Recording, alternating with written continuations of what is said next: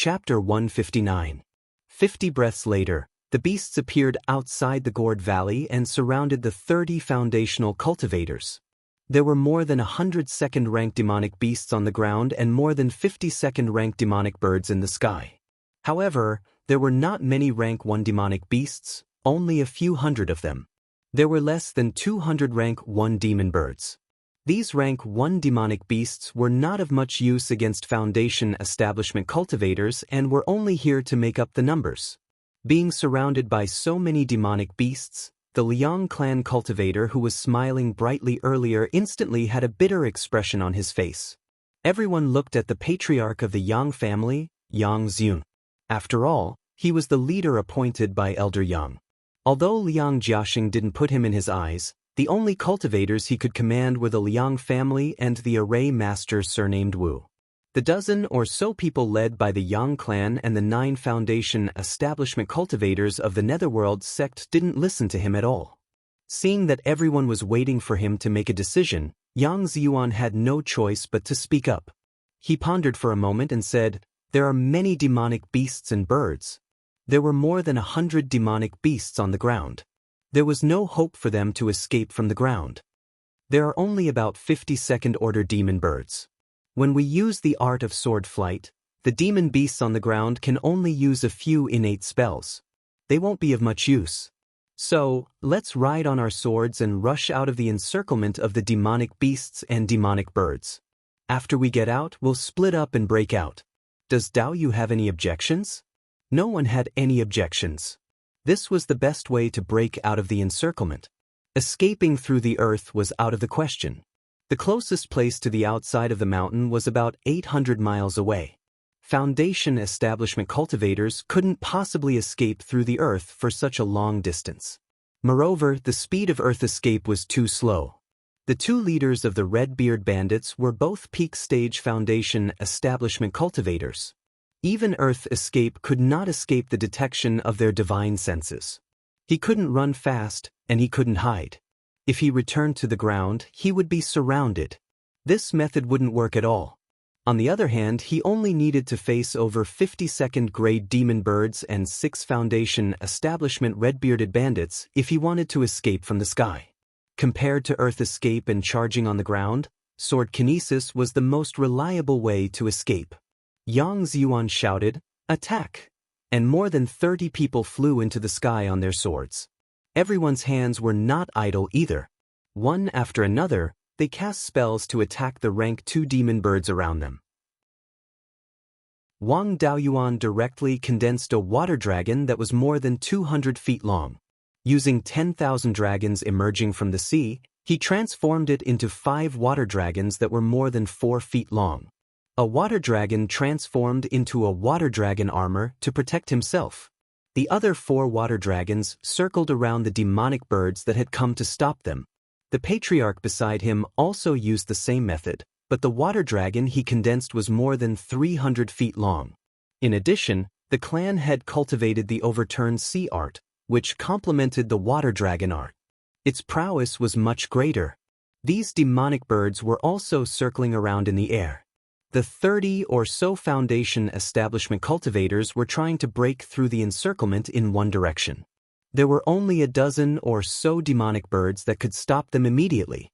The demonic beasts on the ground could only use long-range innate spells. However, for Foundation establishment cultivators who used sword kinesis flight, it was not much of a threat. Faced with the sudden attack of more than 30 Foundation establishment cultivators, the dozen or so demon birds were completely defenseless. After a few breaths of time, more than 30 people rushed out and killed 4 or 5 demonic birds. Inside the gourd valley, the sound of horns and drums continued as the demonic beasts chased after them.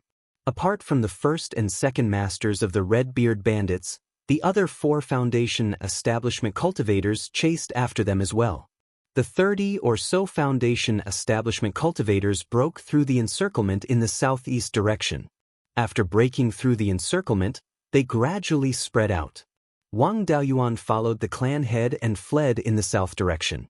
After separating from the other Foundation establishment cultivators, Wang Daoyuan no longer had to hide. He no longer suppressed his spirit energy fluctuations with his spirit consciousness. Putting away his smooth wave sword, he switched to his wind shock sword. In order not to be caught by the demonic birds, he used sword kinesis flight with all his might. His speed was much faster than usual and could reach approximately 1,700 to 1,800 kilometers per hour. However, his spirit energy consumption was huge as well. Before long, he would have to drink some scarlet blood brew to recover his spirit energy. The 30 or so people split up and escaped. The demonic birds and demonic beasts chased after them separately as well.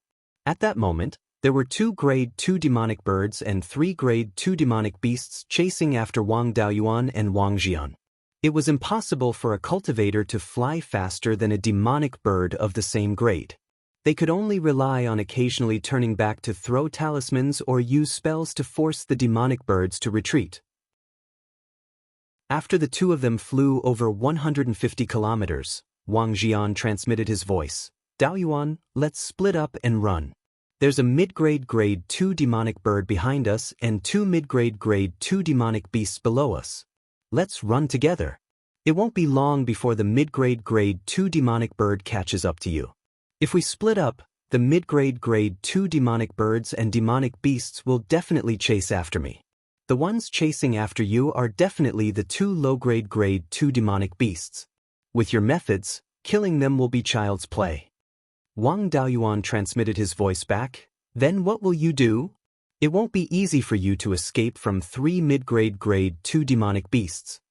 Wang Xian replied, I've always shown myself as a mid-stage foundation establishment cultivator. My true cultivation has long been at the 8th level of foundation establishment.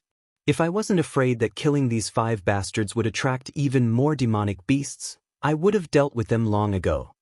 Wang Daoyuan only nodded and flew towards the southwest while Wang Xian continued flying towards the south. The demonic beasts and demonic birds were just as Wang Xian expected. A low-grade grade 2 demonic bird and a low-grade grade 2 demonic beast turned around and chased after Wang Daoyuan. The low-grade grade 2 demonic bird was the black-feathered eagle. It was the weakest among the eagle species. Its innate spell was only to strengthen its body and strength. Compared to the terrestrial demonic beasts, the demonic bird's body was weak. No matter how strong it was no different from having no innate spell. The low-grade grade 2 demonic beast on the ground was called the forest leopard. Its fur was a bit like a silver cat. Its innate spell was a movement technique. It was known for its speed and agility. It could cross mountains and pass through forests as if it were flat ground. Wang Daoyuan fought and retreated at the same time. Soon he had escaped 500 kilometers away. Suddenly, a person stood on top of a mountain in front of him. That person smiled and said, May I know the name of this Daoyu from the Wang family? My name is Wang Lin. I would like to make friends with Daoyu. This person was the weakest among the 6 foundation establishment cultivators of the Red-Beard Bandits. Wang Daoyuan pointed at the demonic bird behind him and asked, Is this how you make friends? If you really want to make friends, let me take care of these 2 beasts first. It won't be too late to make friends after that. Wang Lin smiled and said, If it weren't for these 2 beasts, would Daoyu give in so easily? Let's not beat around the bush. I'm a wind cultivator, but I haven't found a suitable magic weapon. The flying sword under Daoyu's feet is just right. As long as Daoyu hands over the flying sword, I won't make things difficult for Daoyu. Wang Daoyuan sneered and said, You think you have the right to threaten me with these 2 beasts? With that, Daoyu directly condensed the image of a golden rock. At this time, the golden rock's wingspan was already more than 10 feet. The golden rock's wings were densely covered with 500 to 600 feathers. Moreover, the feathers were now much bigger than before. When the black-feathered eagle saw the golden rock's image, it let out a cry of fear and its feathers trembled. The golden rock was a divine beast among eagles. When eagles saw the golden rock, it was like seeing an emperor or a living ancestor. How could they not be afraid? Wang Daoyuan controlled the golden rock's image and used the feather blade. He released 2 feathers and attacked the black-feathered eagle. These 2 feathers were extremely fast. Before the black-feathered eagle could react, the feathers pierced through its heart. After letting out a cry, it fell from the sky. The power of this feather was already comparable to a low-grade level 2 golden saber talisman. However, the spiritual power consumption was only about 70% of the golden saber technique. The flying forest leopard below was very clever.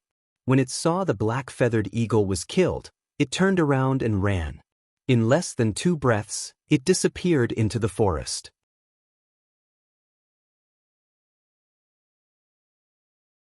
It couldn't be compared to the wind-shocking sword at all. There were very few cultivators with the 3 main attributes of ice, wind, and lightning. Naturally, there weren't many magic tools.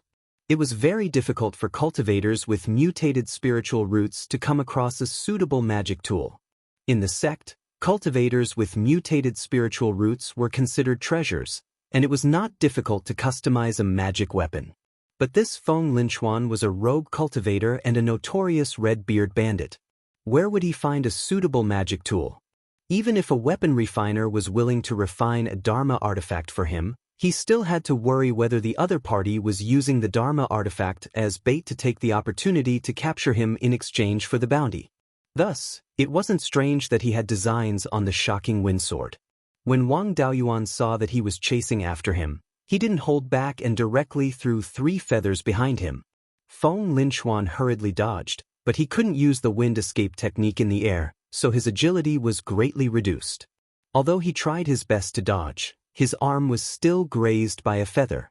He didn't dare to follow too closely, so he had to keep a distance of 300 meters. He just followed behind without making a move.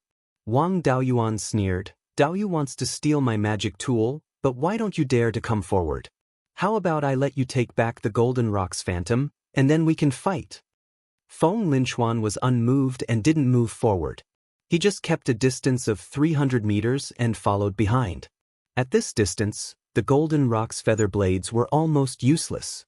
If he continued to maintain the Golden Rock's phantom, it would only be a waste of spiritual energy. He took back the Golden Rock's phantom, then changed direction and drove the flying sword with all his strength, heading straight for the Golden Goose City. At this time, Feng Linchuan was a little anxious. Once Wang Daoyuan entered the Golden Goose City, it would be completely impossible for him to seize the flying sword. Not only was there a Violet Palace realm cultivator guarding the Golden Goose City, there were also more than 20 Foundation Establishment realm cultivators. In addition, there were large magic tools for guarding the city and all kinds of array formations. Even a Violet Palace realm cultivator wouldn't be able to do anything, let alone an early-stage Foundation Establishment realm cultivator. Feng Linchuan also sped up and chased after Wang Daoyuan. After all, his cultivation was 2 levels higher than Wang Daoyuan, so he was slightly faster than Wang Daoyuan when he used all his strength to drive the flying sword under his feet. When the two were only 300 meters apart, Feng Linchuan used the windsword technique and condensed a long sword with wind spiritual energy and stabbed at Wang Daoyuan. Wang Daoyuan was already prepared, and he already held the 5-dragon soul-chasing whip in his hand. His divine sense had already locked onto the opponent, so Feng Linchuan's every move couldn't be hidden from him. He turned around and lashed out with the whip, and the tip of the whip directly shattered the long sword formed by the wind sword technique. Then, a stream of energy shot out from the tip of the whip and went straight for Feng Linchuan's face. This whip technique was based on the sword techniques of sword cultivators, and the energy it released was very similar to sword qi. Its lethality couldn't be underestimated, and it was also very fast. Feng Linchuan hurriedly dodged, but unfortunately he couldn't use the wind escape technique while flying on the sword, so his speed was much slower. However, as the leader of the Red-Beard Bandits, he was also a veteran.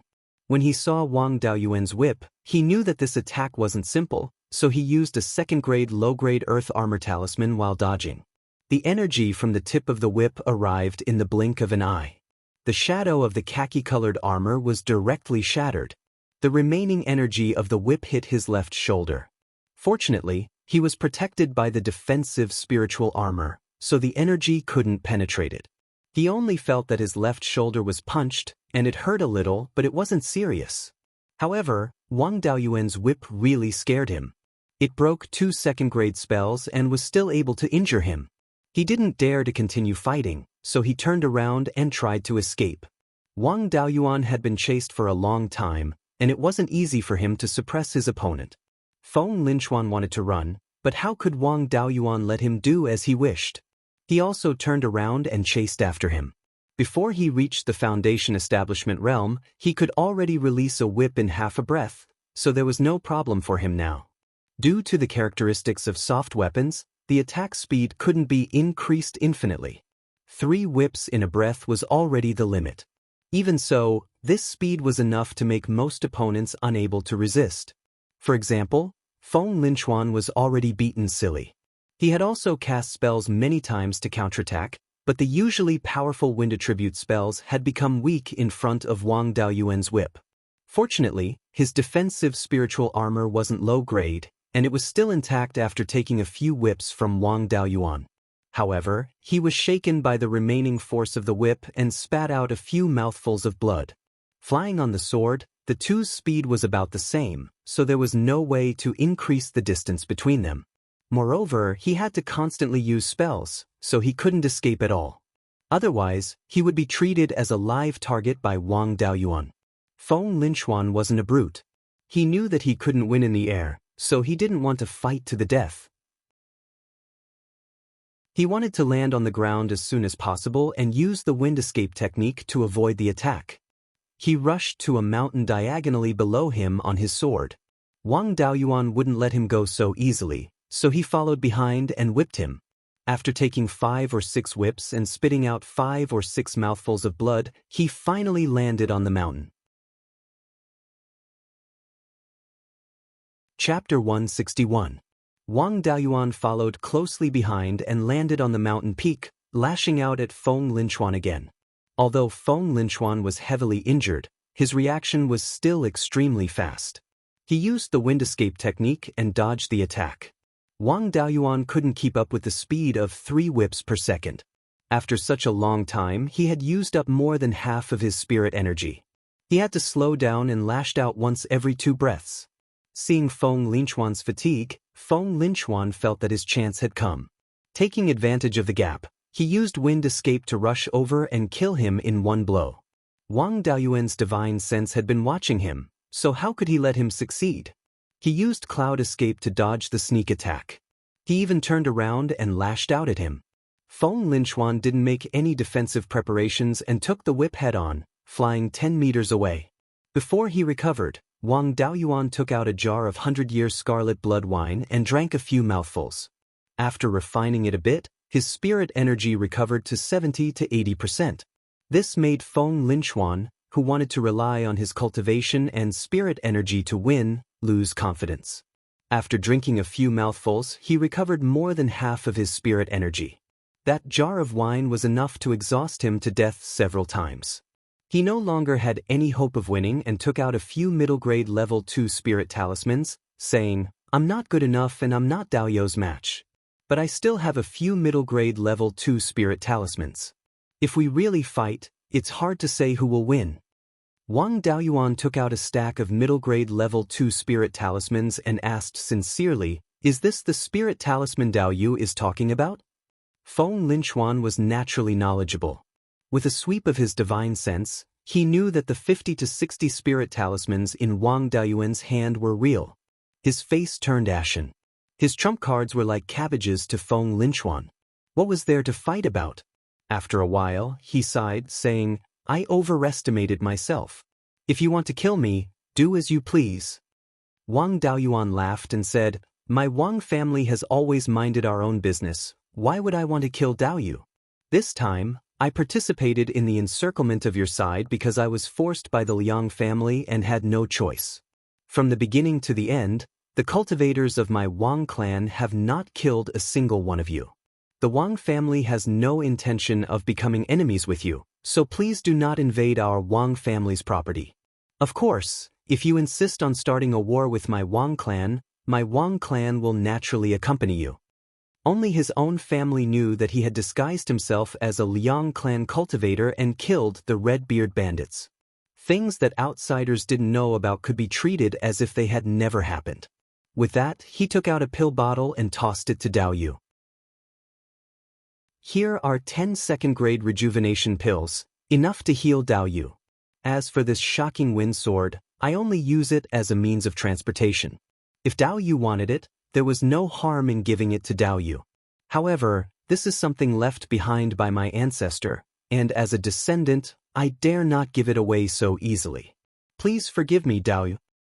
Wang Lin had thought that he would die for sure, but not only did he not die, he even received a bottle of pills. He was overjoyed. Daoyu is too serious. This time, I was greedy and took the initiative to cause trouble for Daoyu. If it wasn't for Daoyu's magnanimity, I would already be dead. I can't repay you for not killing me. When I return to the Gourd Valley, I will advise my brothers not to become enemies with the Wang family. Wang Daoyuan cupped his hands. Then I will have to trouble Daoyu. I will take my leave. With that, he flew towards Gold Goose City. After resolving his conflict with Wang Lin, Wang Daoyuan finally let out a sigh of relief. If he couldn't resolve this matter and the Red-Beard bandits became enemies with his family, he wouldn't be able to survive. All of his family's properties to the north of Jade Spring Peak would be gone. Even if those properties were gone, the Wang family wouldn't suffer a great loss. However, the family's path to the elemental mystery realm would be cut off, and they wouldn't be able to move ordinary family members there. It would be best if they could resolve this matter peacefully. The Liang family should face the Red-Beard bandits themselves. After flying for dozens of miles, Wang Daoyuan sent a message to the family head, telling him that he was safe and asked if he was safe. The family head replied that he had arrived at Gold Goose City safely. Wang Daoyuan felt relieved and was no longer in a hurry to travel. At this time, it had been 4 to 6 hours since they left the Gourd Valley. The cultivators who broke out of the encirclement should have escaped to the south of Mount Huiyan. Since the Red-Beard bandits swept through the Liang family's properties 7 years ago, all the families south of Mount Huiyan were on high alert. Once the Red-Beard bandits came to the south of the mountain, all the families would unite to fight against them. Therefore, the Red-Beard bandits didn't dare to openly cause trouble in the south of the mountain. The cultivators who broke out of the encirclement would be safe once they reached the south of the mountain. Wang Daoyuan followed the southern foot of Mount Huiyan and headed east. After flying for a few hundred miles, he suddenly heard the sound of fighting coming from behind a small mountain in front of him. He flew over to check what was going on and saw 3 blue-eyed azure wolves attacking an old cultivator. The 3 blue-eyed green wolves were second-rank low-grade demonic beasts, while the old cultivator was at the 7th level of the Foundation establishment realm. Although the old cultivator's cultivation was much higher, his injuries were very serious and he wasn't a match for the 3 blue-eyed green wolves. His body was stained with blood and his Daoist robe was tattered and soaked with blood. Wang Daoyuan didn't recognize who he was. However, looking at the spells he used, it seemed to be the inheritance of the Meng family of the Ash Cloud Peak. This old cultivator was most likely the Grand Supreme Elder of the Meng family, Meng Qingshan. The Wang family and the Meng family had supported each other for close to 300 years. When the Grand Supreme Elder of the Meng family was in trouble, Wang Daoyuan naturally had to help. He flew towards the 3 blue-eyed green wolves with the 5-dragon soul-chasing whip in his hand. With the 5 elements whip in his hand, he directly smashed the head of one of the blue-eyed green wolves. The remaining force of the whip hit the stone under the wolf's feet, causing countless fragments to fly. The fragments hit the other 2 wolves, causing them to let out a series of miserable cries. They no longer cared about their dead companions and turned to run. Seeing one of the blue-eyed green wolves dead and 2 fleeing, Meng Qingshan heaved a sigh of relief. He was already nearing the end of his life. Even if he recuperated well, he didn't have many days left. Now he was seriously injured.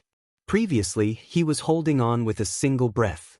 Now that he was relieved, he collapsed on the ground powerlessly. Wang Daoyuan used the rejuvenation technique. His wood attribute spiritual energy had vitality, so the effect of using the rejuvenation technique was quite good. However, for someone like Meng Qingshan who was at the end of his life, he could only let him live a little longer. Meng Qingshan regained some spirit and looked at Wang Daoyuan, saying, "Little friend Wang, thank you for saving my life. However, my time is up, so I'm afraid I've wasted little friend's spiritual energy in vain." While I can still speak, I have some last words. I'll have to trouble little friend to help me pass them on to Meng Changfeng. Although I've already explained the important matters before coming here, I'm still worried. Wang Daoyuan took out an image recording pearl, saying, Senior Meng, if you have something to say, please say it. This image recording pearl can record both images and sound. I'll pass this image recording pearl to Meng Changfeng and Daoyu. Saying this, he used his divine sense to activate the image recording pearl and walked into the distance. Meng Qingshan thanked Wang Daoyuan, then began to carefully explain some details, as well as his worry about Meng Changfeng taking over the family so early. Finally, Meng Qingshan said, Changfeng, although your cultivation talent isn't bad, your ability to take the helm can only be considered average. You lack foresight and are easily confused by the benefits in front of you. The rise of the Wang and Yang families is already set. The Liang family will find it difficult to compete with them. The Meng family has been friends with the Wang and Yang families for nearly 300 years. If we follow the two families, the Meng family can rely on the legacy of our ancestors to rise again. If we board the wrong boat, I'm afraid the family will be ruined in your hands. This old man won't be able to die in peace. Saying this, Meng Qingshan breathed his last. Wang Daoyuan put away the image recording pearl, cut down a few trees, and made a coffin. He simply put away Meng Qingshan.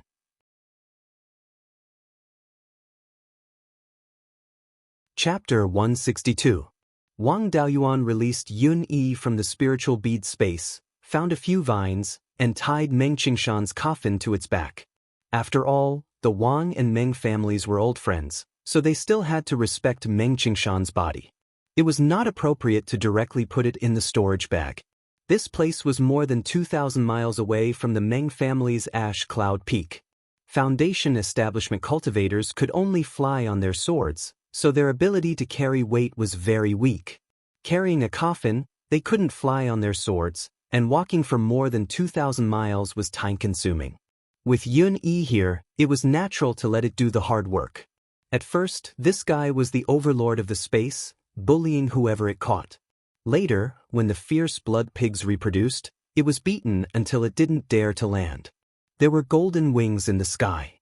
Yun Yi's fighting ability in the air was incomparable to that of the golden-winged goshawk, so it was bullied until it couldn't fly. Living in the space was very suffocating, so it always wanted to come out for a stroll. But Wang Daoyuan had been busy refining pills and making talismans, so he didn't have time to take it out. It was also a troublemaker, so he didn't dare to let it out casually. At this time, it finally came in handy. With a body of 5 to 6 meters long, its flying speed and flexibility couldn't be compared with the golden wings, but it was good at carrying weight. As long as it came out to play, it was willing to carry a big stone, let alone a coffin. After restraining Meng Qingshan, Wang Daoyuan sent a message to the patriarch, telling him about Meng Qingshan. After the patriarch learned about it, he didn't wait for him and immediately set off from Jinyan City, returning to Wuxia Peak. 3 hours later, Yun Yi arrived outside the Ash Cloud Peak. When the Meng family members on the Ash Cloud Peak saw a huge white tiger flying in the sky outside, they were so scared that they immediately opened the mountain protection array. Wang Daoyuan's flying speed was much slower than Yun Yi's. After half a cup of tea's time, he arrived at the Ash Cloud Peak. He shouted to the cultivators on the peak, Meng family cultivators, don't panic. I'm Wang Daoyuan of the Wang family. This Yun Yi tiger is my spiritual beast. Your family's grand elder died in Mount Huiyan. I'm here to return Senior Meng's body. Moments later, the Ash Cloud Peak's protective array closed, and a person flew out on a flying sword. It was none other than the Meng family's patriarch, Meng Changfeng. He led Wang Daoyuan to the Ash Cloud Peak and bowed to Wang Daoyuan. Thank you, Wang Daoyuan, for bringing back the Grand Elder's body. I am unable to repay your kindness. Please accept Wang Daoyuan's respect. Wang Daoyuan immediately held him up and said, the Wang and Meng families are like lips and teeth. It's only right that we help each other. Let's first attend to Senior Meng's funeral. Wang Daoyuan removed the coffin from Yun Yi's back and handed it to the Meng family members. He put Yun Yi back into the spirit pearl space and glanced around. Meng Changfeng immediately understood and led him to the reception area before dismissing everyone. Wang Daoyuan handed the image recording pearl to him and said, Senior Meng was besieged by 3 blue-eyed green wolves. When I rushed over, he was already seriously injured and difficult to treat. In addition, he's already old. Even if I use the rejuvenation technique, I can only make Senior Meng leave behind his last words. Senior Meng's belongings are still on his body. When this matter is over, I'll return to the family first. When Senior Meng's funeral is over, I'll come to offer my condolences. Meng Changfeng sent him out of Ash Cloud Peak before returning. Wang Daoyuan put Yun Yi back into the Spirit Pearl space and returned to Jade Spring Peak. At this time, the Patriarch had also returned to Jade Spring Peak. Wang Daoyuan arrived at the Patriarch's cave and saw that he was covered in wounds. However, his breathing was very stable, so he shouldn't have suffered any internal injuries. Wang Daoyuan was about to use the rejuvenation technique to heal him. The Patriarch stopped him with a smile and said, You're usually quite quick-witted. Why are you so muddle-headed today? This time, the encirclement of the Red-Beard bandits failed. Every family has suffered losses. Now that you've returned, if I don't leave some injuries on my body, won't I attract hatred? Anyway, they're all superficial wounds. They'll heal in a few days. I've already announced to the public that I'm seriously injured and can't handle matters. I'll leave all the family matters to you and Shui. Go out, I need to recuperate. Wang Daoyuan left the Patriarch's cave and went to the General Hall to help deal with some family matters. Soon, the losses in this battle spread. The Liang family was the most miserable. They were chased and beaten by the Red-Beard bandits. One Foundation establishment cultivator from the Liang family died, one was seriously injured, and one was lightly injured. One Foundation establishment cultivator from the affiliated family died, and the rest were all injured. Of the 3 people from the Yang family, 2 were seriously injured and 1 was lightly injured. 2 people from the Yang family's close family died in battle, including Meng Qingshan. Of the 10 Foundation establishment cultivators from the Netherworld sect, 3 were seriously injured and 6 were lightly injured. The Formation Master surnamed Wu died in battle. There were more than 30 people who went out this time, and there were only a few who didn't suffer any injuries like Wang Daoyuan. This time, the Liang family was going to lose a lot of money. Just compensating the injured cultivators would cost tens of thousands of spirit stones. In addition to the few who died in battle, it would be another tens of thousands of spirit stones. The most difficult one was still the Formation Master surnamed Wu. Liang had borrowed him from the Netherworld sect. It wasn't a matter that could be settled with tens of thousands of spirit stones. The value of a 3rd-rank Formation Master wasn't low. Moreover, Formation Masters in sects all had masters. How could a 3rd-rank Formation Master's master have a low status? This time, Liang wouldn't be able to report back to the Netherworld sect. However, the Liang family didn't gain nothing this time. The Yang family and Netherworld sect cultivators worked together to kill the mid-stage Foundation establishment cultivator of the Red-Beard bandits. This time, both the Yang family and the Netherworld sect were dragged down by the Liang family. Compared to a single Foundation establishment cultivator, the Liang family killing dozens of Qi refinement cultivators was nothing. The Yang family obtained a few docks and the lucrative job of guarding the clear glass market. However, they offended the Red-Beard bandits. It was hard to say what they gained or lost, but at least for now, they had profited greatly. On the Wang family's side, Wang Daoyuan tricked Feng Linchuan. At the very least, the Red-Beard bandits wouldn't hold a grudge against them and they obtained a 2nd-rank cinnabar mine for free. The Liang family suffered great losses, but with someone to share the burden of the Red-Beard bandits, they had a chance to catch their breath. 3 days later, the Meng family held a funeral for Meng Qingshan. This time, the Ash Cloud Peak wouldn't be peaceful. It was hard to say if the Liang family would take advantage of the Meng family's weakness to bully them. At the very least, it was certain that they would refuse to pay the compensation of 10,000 spirit stones. The Yang family definitely wouldn't let the Liang family have their way. They would send a Foundation establishment cultivator to support them. As their ally, the Wang family couldn't just stand by and watch. This time, Wang Daoyuan and Taigong, two foundation establishment cultivators, went to pay their respects and support them. Wang Daoyuan represented the clan leader. Taigong and Meng Qingshan had been friends for more than 100 years. It was natural for him to send off an old friend. When the two arrived at the Ash Cloud Peak, the Meng family leader naturally knew that they were here to support him. He personally went to the Ash Cloud Peak to welcome them. Meng Changfeng also asked Wang Daoyuan to release Yun Yi to thank her for carrying Meng Qingshan's coffin back. He specially bought a first-rank upper-grade demon beast for Yun. Yun Yi ate her fill in the space. She only played with the demon beasts and didn't eat directly. After an hour, the Yang family's patriarch, Yang Ziyuan, came with Yang Yulin. At this time, Yang Yulin had successfully built his foundation. After bowing to the Meng family's patriarch, he ran to catch up with Wang Daoyuan. Not long after, the Liang family's patriarch arrived with 5 foundation establishment cultivators. How were they here to pay their respects? They were simply here to fight. After the 6 foundation establishment cultivators from the Liang family arrived at the Ash Cloud Peak, they ignored Meng Changfeng and didn't bow to the deceased.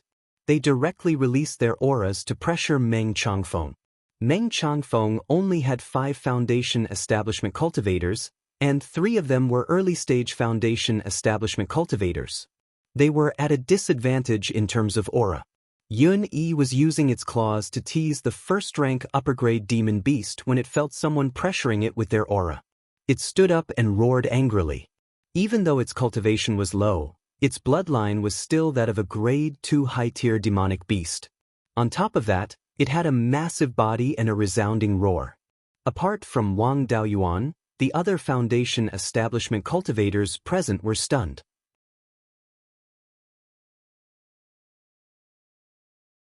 Chapter 163.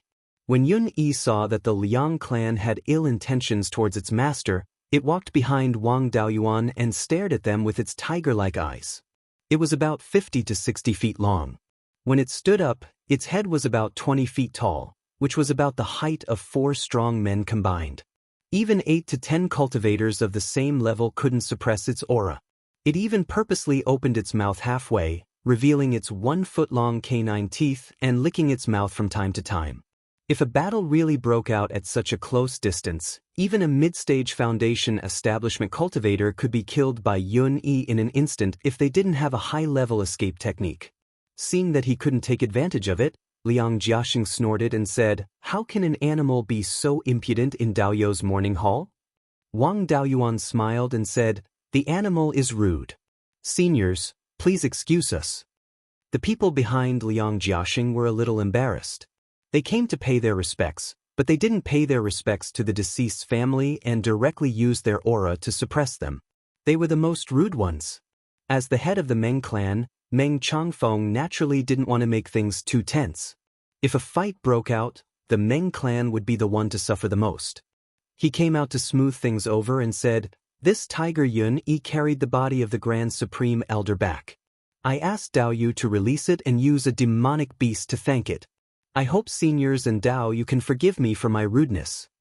He asked Wang Daoyuan to release Yun Yi because he wanted to use Yun Yi's might to intimidate the Liang clan. Of course, he couldn't say this out loud. Wang Daoyuan also knew what he meant, but since he came to help, he would help until the end. Yun Yi was also quite happy to receive an appearance fee. Liang Jiaxing also stopped pestering Yun Yi and asked Meng Changfeng, "How did Daoyu pass away?" Meng Changfeng answered, in reply to Senior Liang, after the Grand Supreme Elder broke out of the encirclement, he was chased by 3 blue-eyed wolves. When he was seriously injured, he was saved by King Daoyu. He passed away after leaving behind his last words. Liang Jiaxing turned to Wang Daoyuan and asked, "Little friend Wang, do you have proof that Daoyu was killed by the blue-eyed green wolf?" Wang Daoyuan knew that Liang Daoyu wanted to renege on the debt, so he didn't waste time talking nonsense with him. He directly blocked his words and asked, "Liang Daoyu, are you trying to renege on the debt? Not to mention that Senior Meng was killed by demonic beasts in response to the Liang clan's call. Even if you follow the Liang clan into the mountains and directly pass away, the Liang clan will not be able to renege on the 10,000 spirit stones. Liang Jiaxing was choked by his words, but he couldn't lower himself to bicker with someone who was more than 100 years younger than him. He could only explain, "I just want to ask about the cause of Daoyou's death." Wang Daoyuan sneered, "Senior Meng hasn't been buried yet. Liang Dao, you can go and see for yourself. Liang Dao, you can't even see the wounds caused by demonic beasts, right?" Meng Changfeng led everyone inside to pay respects to Meng Qingshan's remains. Although the Meng clan had already changed Meng Qingshan into clean clothes, they still couldn't cover the wounds on his neck and hands. It was obvious that they were caused by demonic beasts. Just the exposed wounds could be fatal, not to mention that Meng Qingshan wasn't far from the end of his life. Meng Qingshan's death at the hands of demonic beasts could be said to be conclusive evidence. Liang Jiaxing was still self-aware. Previously he used his aura to suppress others, but in the end he suffered a crushing defeat. Now that he was in the wrong, there was no way he could win in a quarrel. He might as well admit that Meng Qingshan died at the hands of the blue-eyed wolves. He took out 10,000 spirit stones and handed them to Meng Changfeng. There was no point in him staying any longer. After exchanging a few pleasantries with Meng Changfeng, he was about to leave with his people. Wang Daoyuan shouted, "Liang Daoyu, my clan head is also seriously injured and can't manage matters. I hope that Liang Daoyu can send 3,000 spirit stones as compensation to Jade Spring Peak as soon as possible." Liang Jiaxing's face darkened. He didn't want to deal with the Wang clan anymore, so he directly threw a storage bag at Wang Daoyuan. He used 20% of his strength in this throw. If an ordinary first-layer foundation establishment cultivator caught it, they wouldn't be injured, but it was inevitable that they would fall. Wang Daoyuan raised his right arm and stretched out 2 fingers, acting as if he was going to catch the storage bag. Liang Jiaxing's face revealed a smug expression, as if he could already see Wang Daoyuan being smashed to the ground by the storage bag. But unexpectedly, Wang Daoyuan didn't catch it at all. Instead, he flicked it with 2 fingers. The storage bag flew diagonally upwards, and Yun Yi caught it with her mouth. Liang Jiaxing's 20% spiritual energy was nothing to Yun Yi's huge body. Yun Yi obediently placed the storage bag in Wang Daoyuan's hand. There were 3,000 spirit stones in the storage bag. Wang Daoyuan could easily catch it if he really wanted to, but there was no need to expose his strength for nothing. Liang Jiaxing didn't stay to watch the show and left with his people. The people from the Wang and Yang clans waited until Meng Qingshan was in the coffin before leaving. Wang Daoyuan followed Taigong back to Jade Spring Peak. Clan head Wang Jian summoned all the elders who stayed at Jade Spring Peak to the executive hall. Wang Daoyuan rushed to the executive hall as soon as he returned. When the clan head saw him walk in, he smiled and said, "Since everyone is here, let's start the meeting. Today might be the last time I gather all the elders for a meeting." Everyone was a little worried. The clan head had previously announced that he was seriously injured and couldn't manage matters. Now that he said this, everyone thought that he was seriously injured and couldn't continue to be the clan head in the future. Wang Jian explained, "You don't have to worry. I only suffered superficial wounds before, and I've already recovered. This time, it's not a bad thing that I want to give up the position of clan head. I feel that my cultivation is about to break through to the 9th level of foundation establishment. In the future, I will focus on cultivation and strive to reach the peak of foundation establishment as soon as possible and try to open the Purple Palace." The peak of foundation establishment was also considered the 9th level of foundation establishment. However, just breaking through to the 9th level of foundation establishment definitely couldn't open the Purple Palace immediately. It still needed to accumulate. And the peak of foundation establishment was an existence that could open the Purple Palace at any time. Everyone was relieved after hearing Wang Jian's words.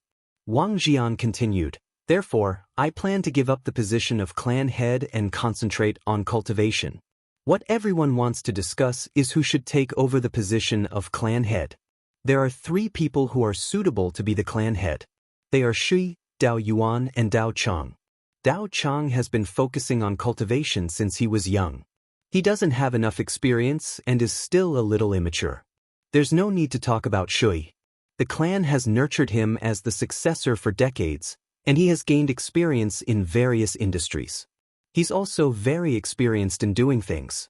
Naturally, he's suitable to be the clan head. As for Daoist, whether it's his personality or ability, he's not inferior to Shi at all. There's no need to talk about experience. He's been wandering alone for more than 20 years. He's probably encountered more difficulties and obstacles than me. As for contributions, there are some things that must be kept strictly confidential. Only the four of us and the Grand Elder know.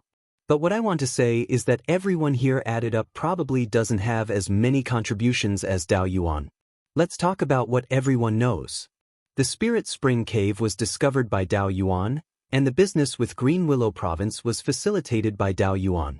There's also the Purple Gold Grass, Green Jade Bamboo, Spirit Restriction Silkworm, White Jade Spirit Mulberry, and other spirit beasts.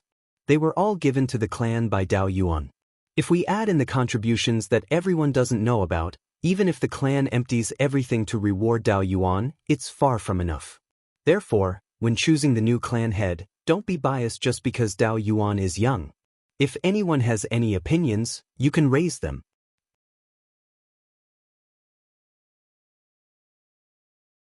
Chapter 164. Wang Daoist didn't want to be the patriarch. Although the family's affairs were all managed by the Great Elder, the patriarch didn't have much to manage. However, most of the family's affairs required the patriarch to personally decide. From the relationship with other families to the work that each family member had to do, the patriarch had to know everything. Otherwise, if he made a wrong decision, the entire family would be unlucky. He cultivated the 5-spirit immortal art and would need to spend a lot of time looking for the other 3 types of spirit fire. After becoming the patriarch, he would have a lot of affairs to deal with and wouldn't be able to go out for a long time. Therefore, it was best for someone else to be the patriarch and for him to come up with ideas. Therefore, after the patriarch finished speaking, he immediately said, "Patriarch, don't bring me along. I don't want to be the patriarch. It's better to let the 12th uncle be the patriarch. My strength is in finding spirit objects. If I become the patriarch, there will be a lot of affairs waiting for me all day. How can I search for spirit objects? There's also a secret that I've been hiding from everyone. In addition to being a second-rank middle-grade spirit talisman master, I'm also a second-rank high-grade alchemist. Where would I find the time to manage the family's affairs?"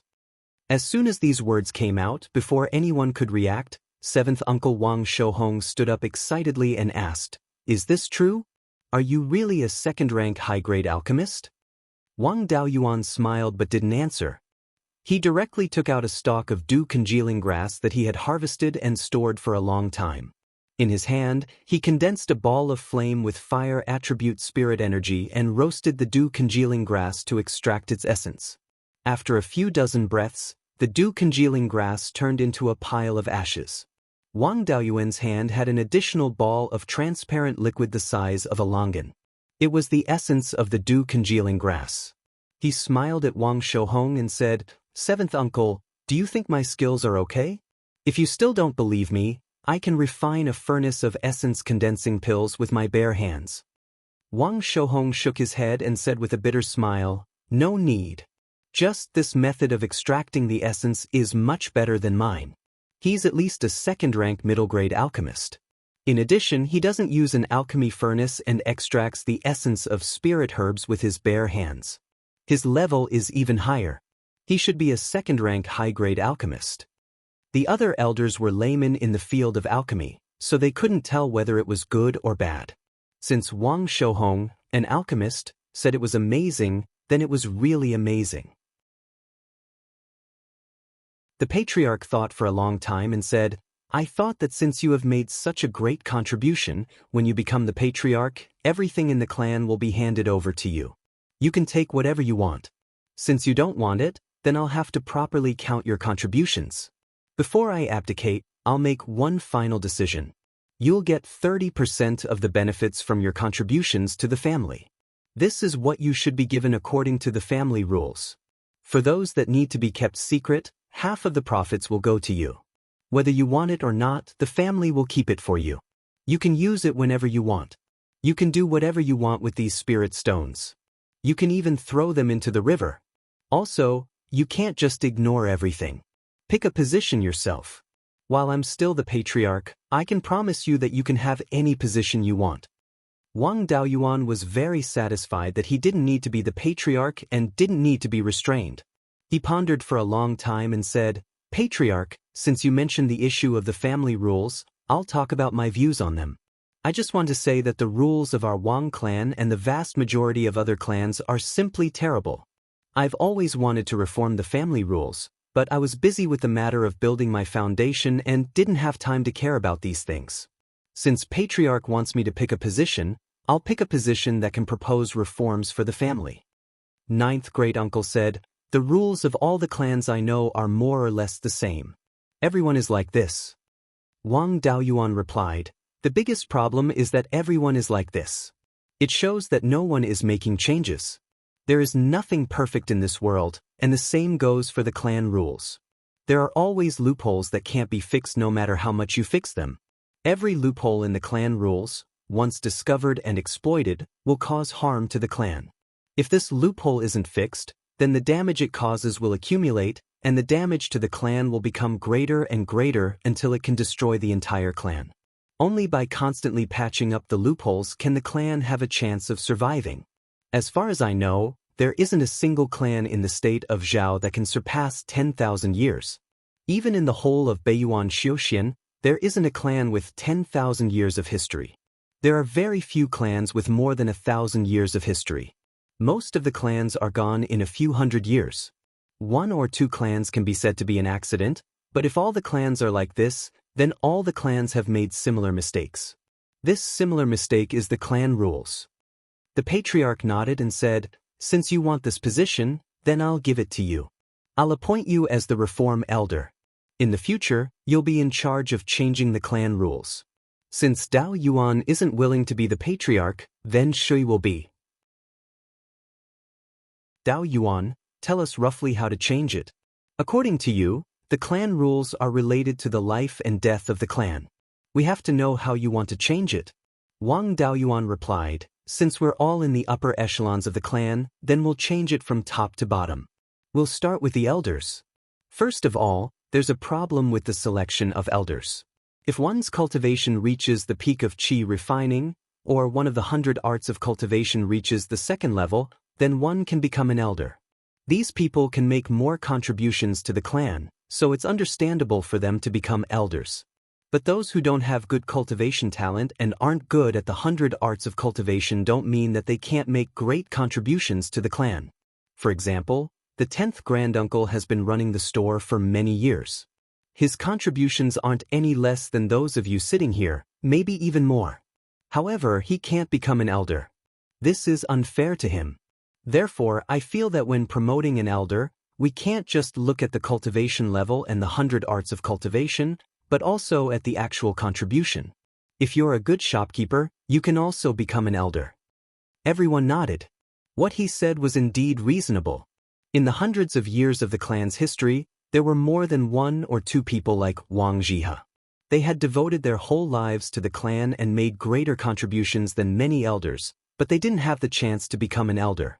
This was unfair to them. Seeing that everyone agreed, Wang Daoyuan continued, "Also, the authority of each elder must be changed.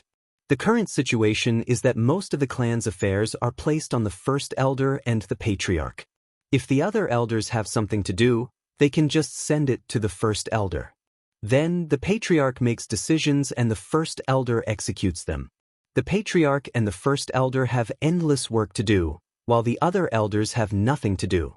Therefore, my suggestion is to classify the clan's affairs.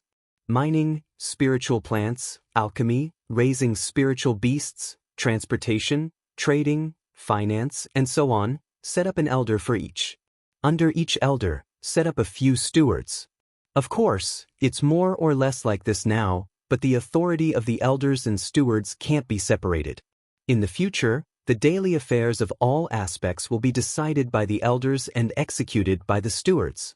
The first elder will be directly in charge of the elders and stewards. If they do well, the first elder will reward them. If they don't, the first elder will punish them. The first elder will also be in charge of the appointment and dismissal of personnel.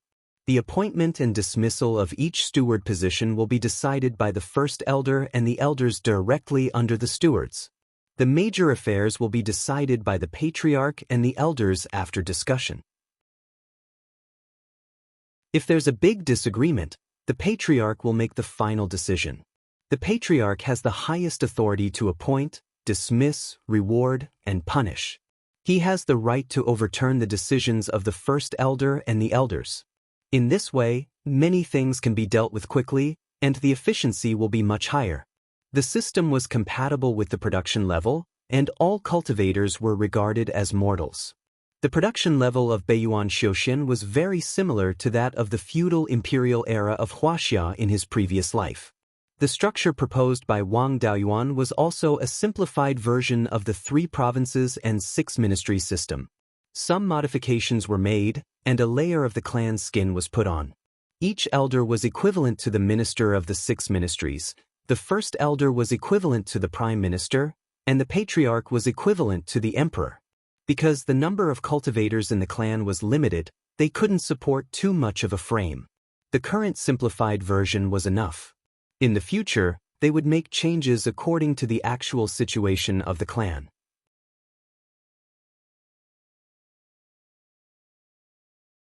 Chapter 165. Since no one objected, Wang Daoist continued, in addition to dividing the elders' authority, we also need to classify the elders. If the elders want to manage the family's affairs, they need to have strong management skills. This is not something that every elder has.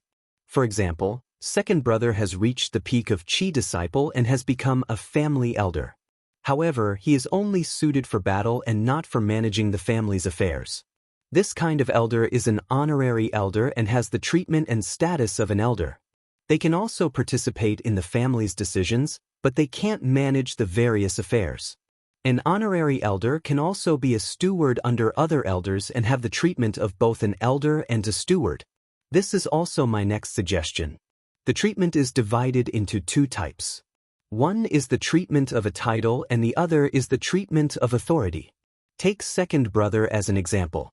He is an elder and enjoys the treatment of an elder. However, he doesn't manage the various affairs, so he doesn't have the authority and treatment of an elder. If he manages a mine, he will have the treatment of a mine manager. There are so many changes regarding the elders. This is the framework of the family's power and the most important rule. Once this framework is set, the other changes will be carried out under this framework and it will be much easier to handle. If the elders don't have any objections, then we will redistribute the duties of the elders. Wang Daoist stood up and asked, "Seventh brother, you've been talking about me for a long time. I just want to ask, how much is the treatment of an elder? You also know that other than fighting, I don't know anything else. It's not easy to earn some spirit stones." Wang Daoist asked, "Currently, how much is the monthly payment of the family elders? I haven't received an elder's monthly payment, so I really don't know." The family's finances have always been managed by the head elder. Ninth great uncle replied, "Currently, the family elders receive 20 spirit stones a month, the head elder receives 30, and the family head and grand elder both receive 50. The clansmen guarding the various industries receive 10 spirit stones. Talisman masters, pill refiners, spirit plant farmers, etc., all receive an extra commission. The family's current income should be much higher than when I first left the mountain, right? I remember that at that time, the family's annual income was only about 20,000 spirit stones." Wang Daoist asked. Ninth great uncle was very familiar with these matters and said without hesitation, "These years, we have increased a lot of industries, especially the spirit objects you found. They have created a lot of value. Also, the food that you created, the business of the Drunken Immortal restaurant is also very good. Especially with the addition of the Green Willow State's source of income, the clan's annual income had reached more than 40,000 spirit stones. However, the spirit-forbidding silkworm had already reproduced 2 generations. The previous cocoons were not used for silk extraction, but for reproduction. Currently, the scale of the spirit-forbidding silkworms was already large enough. This generation could already be used to draw silk. However, the growth of the white jade spirit mulberry scale was rather slow. The mulberry saplings that were cultivated by cutting had a slow growth speed and a low grade. They weren't enough to feed the soul-sealing silkworms, limiting the scale of the soul-sealing silkworms. If there are no problems with the external environment, in the next few decades or even centuries, the family's silkworm industry will grow larger and larger, and the income it brings will also be greater and greater. The spiritual mulberry that Wang Daoyuan found was called white jade spiritual mulberry because of its white jade color. Wang Daoyuan pondered for a moment and said, since the family's income has increased, then let's change the original treatment to that of a title. In addition to the benefits of authority, the benefits of authority and title were the same. The treatment of the patriarch and grand elder would be doubled. In the future, when the family's income is high, then slowly increase the treatment. This is all the content related to the elders' reform. Does the patriarch and the various elders have any opinions? Actually, this kind of reform was to increase the authority of all the elders.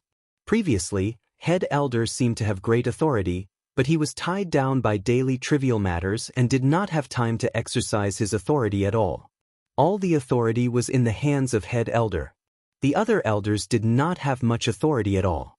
Those with authority did not have time to manage matters, and those with time to manage matters did not have authority.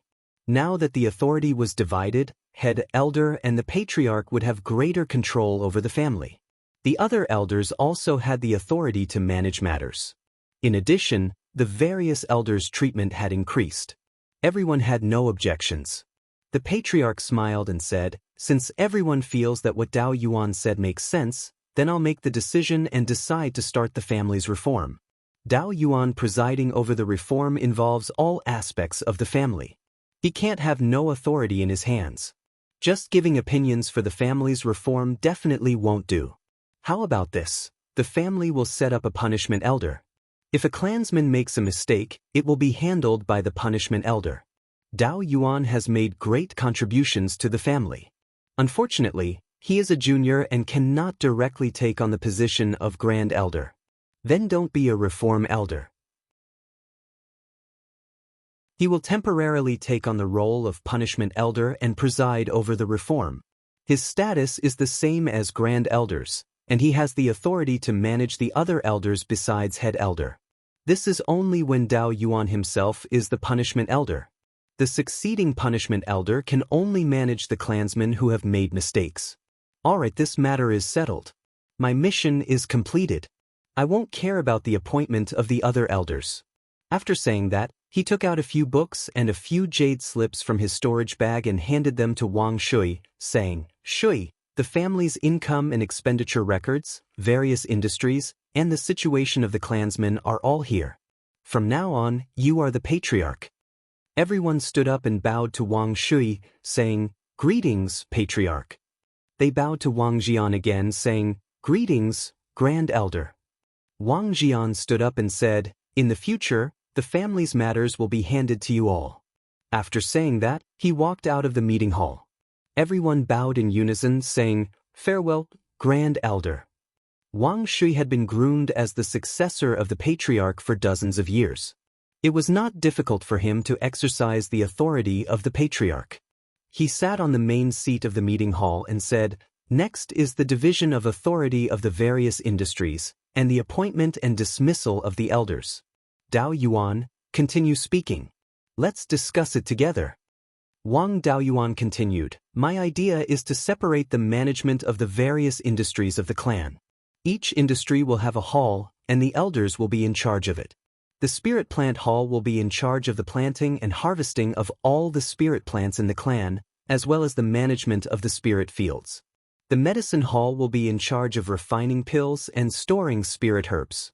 The spirit talisman hall will be in charge of the production of spirit ink and talisman paper, as well as the creation of spirit talismans. The mining mountain hall will be in charge of all the mines and forest farms. This is more complicated and can be further refined later. The transportation hall will be in charge of all the clan's spirit ships, as well as the transportation of goods and people. The commerce hall will be in charge of the business of the clan's various shops. The finance hall will be in charge of the clan's treasury and all the income and expenditure of spirit stones. The status of the various industries will also be reported to the finance hall. The punishment hall will be in charge of managing and punishing clansmen who have made mistakes. The last one will be the guardian hall. The various industries of the clan need people with high combat strength to guard them. In the past, the people guarding the various industries also managed the daily affairs of the various industries. In the future, they will be separated. The Guardian Hall will be in charge of the safety and inspection of the various industries. If monsters or rogue cultivators sneak attack the clan's industries, the Guardian Hall will be responsible for protecting them. The management and operation of the various industries will be in charge of the other halls. The clansmen guarding the various industries are not allowed to interfere. This is all I can think of. If any of the elders have anything to add, please feel free to say it. In the future, when the clan's industries expand, we can also add more halls. In addition, each hall will also be in charge of the cultivation of the clan's younger generation. If the clansmen have talent in any aspect, they can be handed over to the corresponding hall to cultivate their abilities. In the future, when there are more clansmen, we can also set up a 100 arts hall to teach the young clansmen the various arts of cultivation.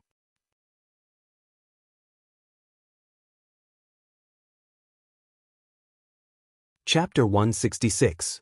Wang Shui nodded and asked everyone, "Elders, if there's anything else you want to add, you can tell me." First elder asked, "Then what about the mortals in the clan? There are more than 100,000 people now. With so many people, we have to manage them, right?" Wang Daoyuan answered, "I want to settle the matter of the cultivators first and then set up a general affairs hall to manage the ordinary clansmen. Since First Elder asked, I'll tell you in advance. The clan's management of the mortals is also very careless. The various mortal settlements are also divided into villages, and the clan sends people to patrol them regularly. When managing the mortals, the cultivators also have to deal with the village chiefs directly. If we want to find disciples with spirit roots, we have to send clansmen to every village. It's really too much of a waste of time. Therefore, I plan to manage the mortals in the clan's territory separately. The neighboring villages will be divided into townships and have a village chief to manage them. The neighboring townships can also be set up as towns and have a town chief to manage them. The areas near Jade Spring Peak aren't too dangerous and can be completely left to the mortals. The townships in the border areas can be overseen by the stewards of the Guardian Hall. The management of these townships and the recruitment of disciples with spirit roots can be left to the General Affairs Hall. If the clan has any orders, the General Affairs Hall only needs to inform the town chiefs. If the clan wants to select clansmen with spirit roots, they only need to notify in advance and let the ordinary clansmen in the townships and villages bring disciples of suitable age to the town. The cultivators only need to go directly to the town and test these disciples, saving a lot of effort.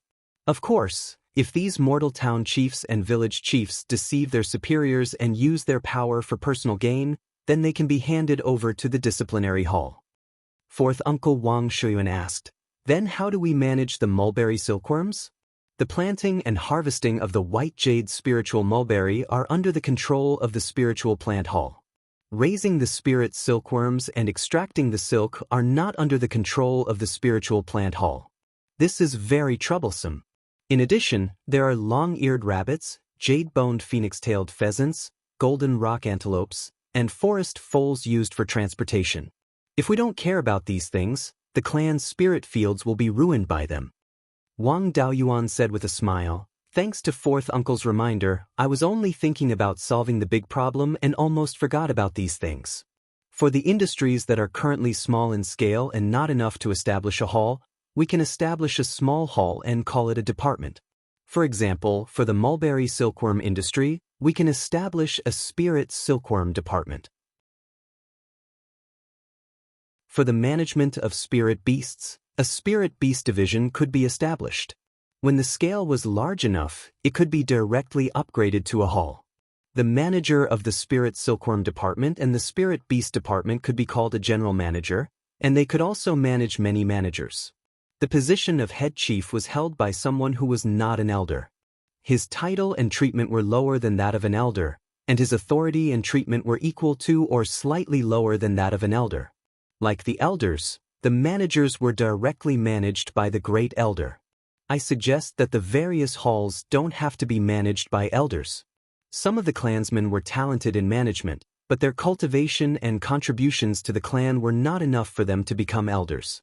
They could also temporarily take on the role of chief steward and manage the hall.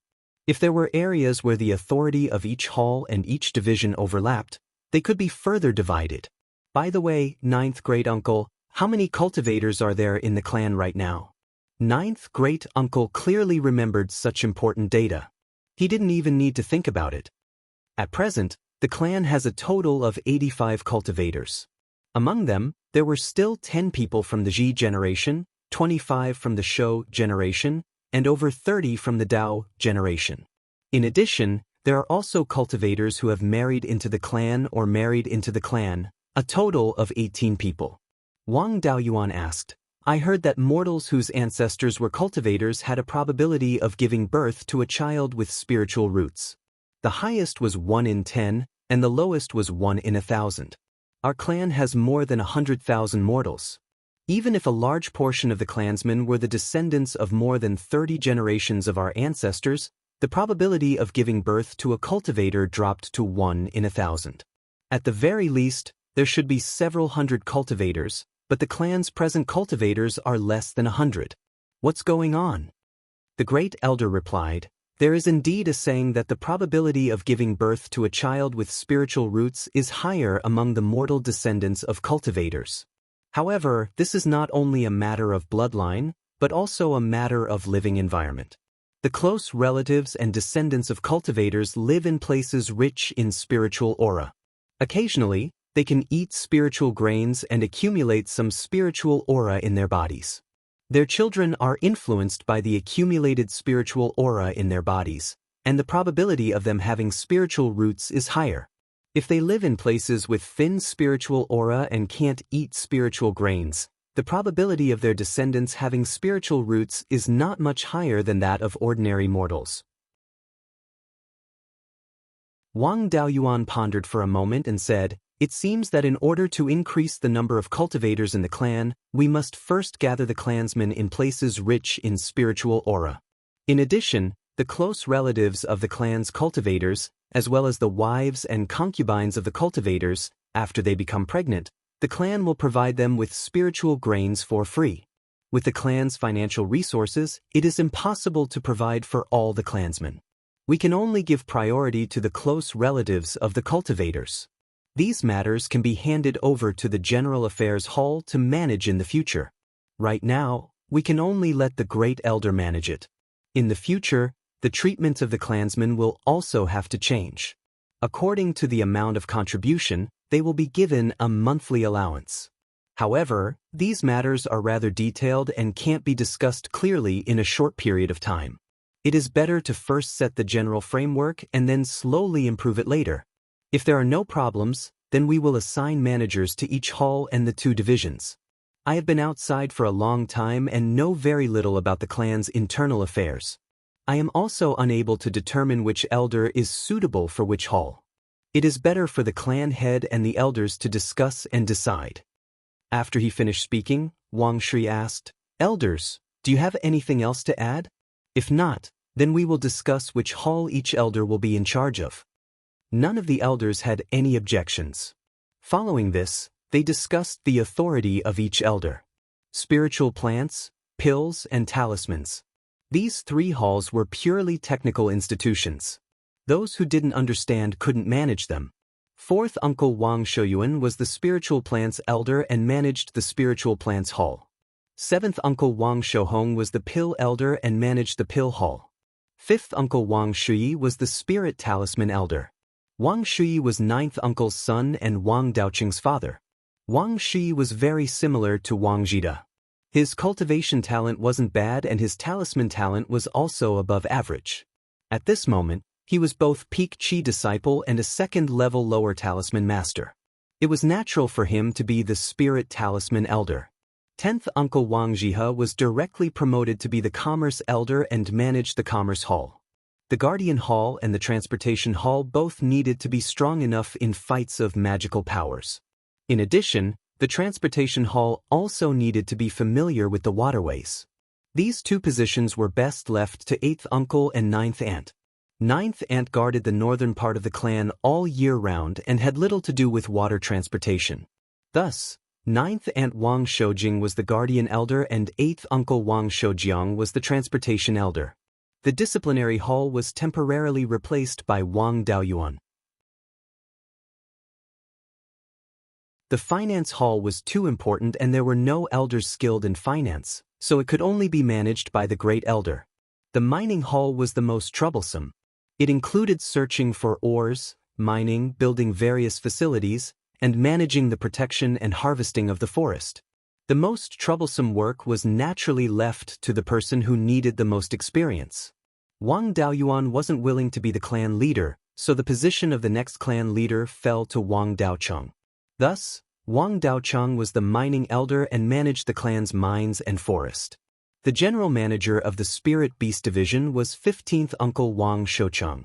Wang Shoucheng's cultivation talent was above average. He was over 60 years old and his cultivation had reached the 8th level of Qi disciple.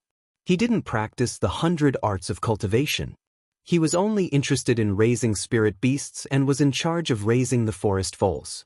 Later, Wang Daoyuan got a few spirit beasts and they were all under his management. The Wang family didn't have any inheritance of raising spirit beasts. Now that there were more spirit beasts, Wang Daoyuan gave him the spirit-controlling mystic manual that he had obtained from Zhang Deshang after simplifying it. Wang Shoucheng had no objections to managing the spirit beasts. The choice of the general manager of the Silkworm Department caused a huge controversy.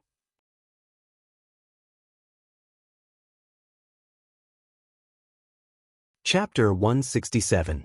Because most of the management of the silkworms had nothing to do with cultivation.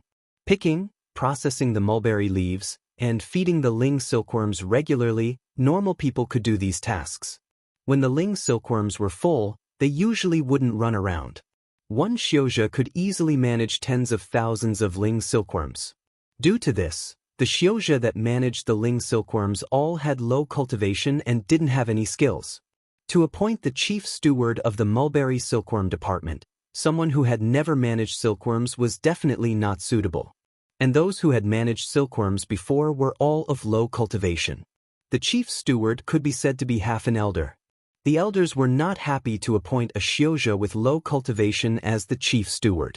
Adding on that the silkworm industry would become the pillar of the clan in the future, no one would be reassured to give it to a xiozha with low cultivation.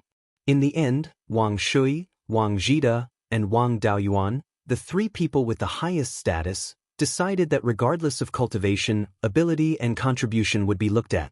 The chief steward of the mulberry silkworm department should be given to someone with ability and not based on experience or cultivation. In the end, the position of chief steward of the mulberry silkworm department landed on Wang Daoxian's head. Wang Daoxian had entered the clan with Wang Daoyin. Her cultivation talent could only be considered average. She was 30 years old now, and her cultivation was at the 6th level of Qi Lianhe. She had chosen Ling plant cultivation among the 100 arts of Xiuxing. Her Ling plant cultivation talent wasn't very good, and the possibility of her becoming a level 2 Ling plant farmer was very small. Because when she was at home, she helped the family raise silkworms and spin silk. The life habits of the forbidden silkworms were not very different from normal silkworms, but their lifespan was much longer. Therefore, after the forbidden silkworms hatched, she was responsible for raising them.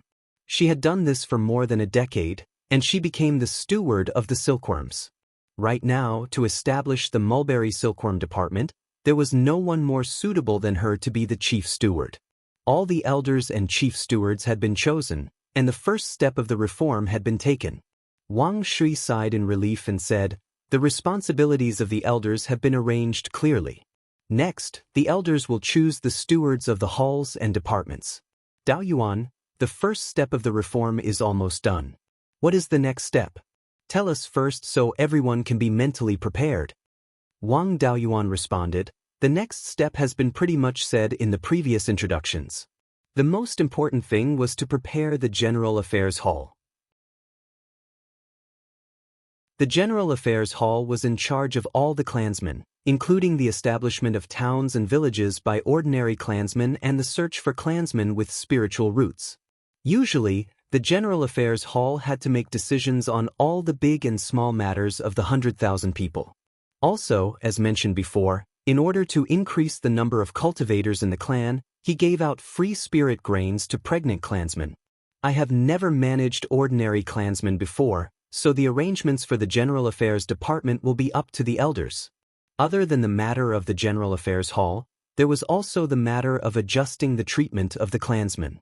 He couldn't treat all his clansmen the same way. Those who carried out dangerous missions and those who made special contributions. When calculating their contribution points, they had to be given extra consideration. When giving out benefits, they also had to be given extra consideration. Also, for those with better talent in cultivation and the 100 arts of immortal cultivation, there would be extra subsidies to help them grow. I can only make suggestions for these matters. As for how to operate them, I can't tell you the standards, so I won't be giving instructions to an outsider.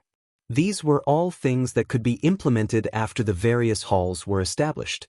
There were also some that could be established in the future when the number of clansmen increased.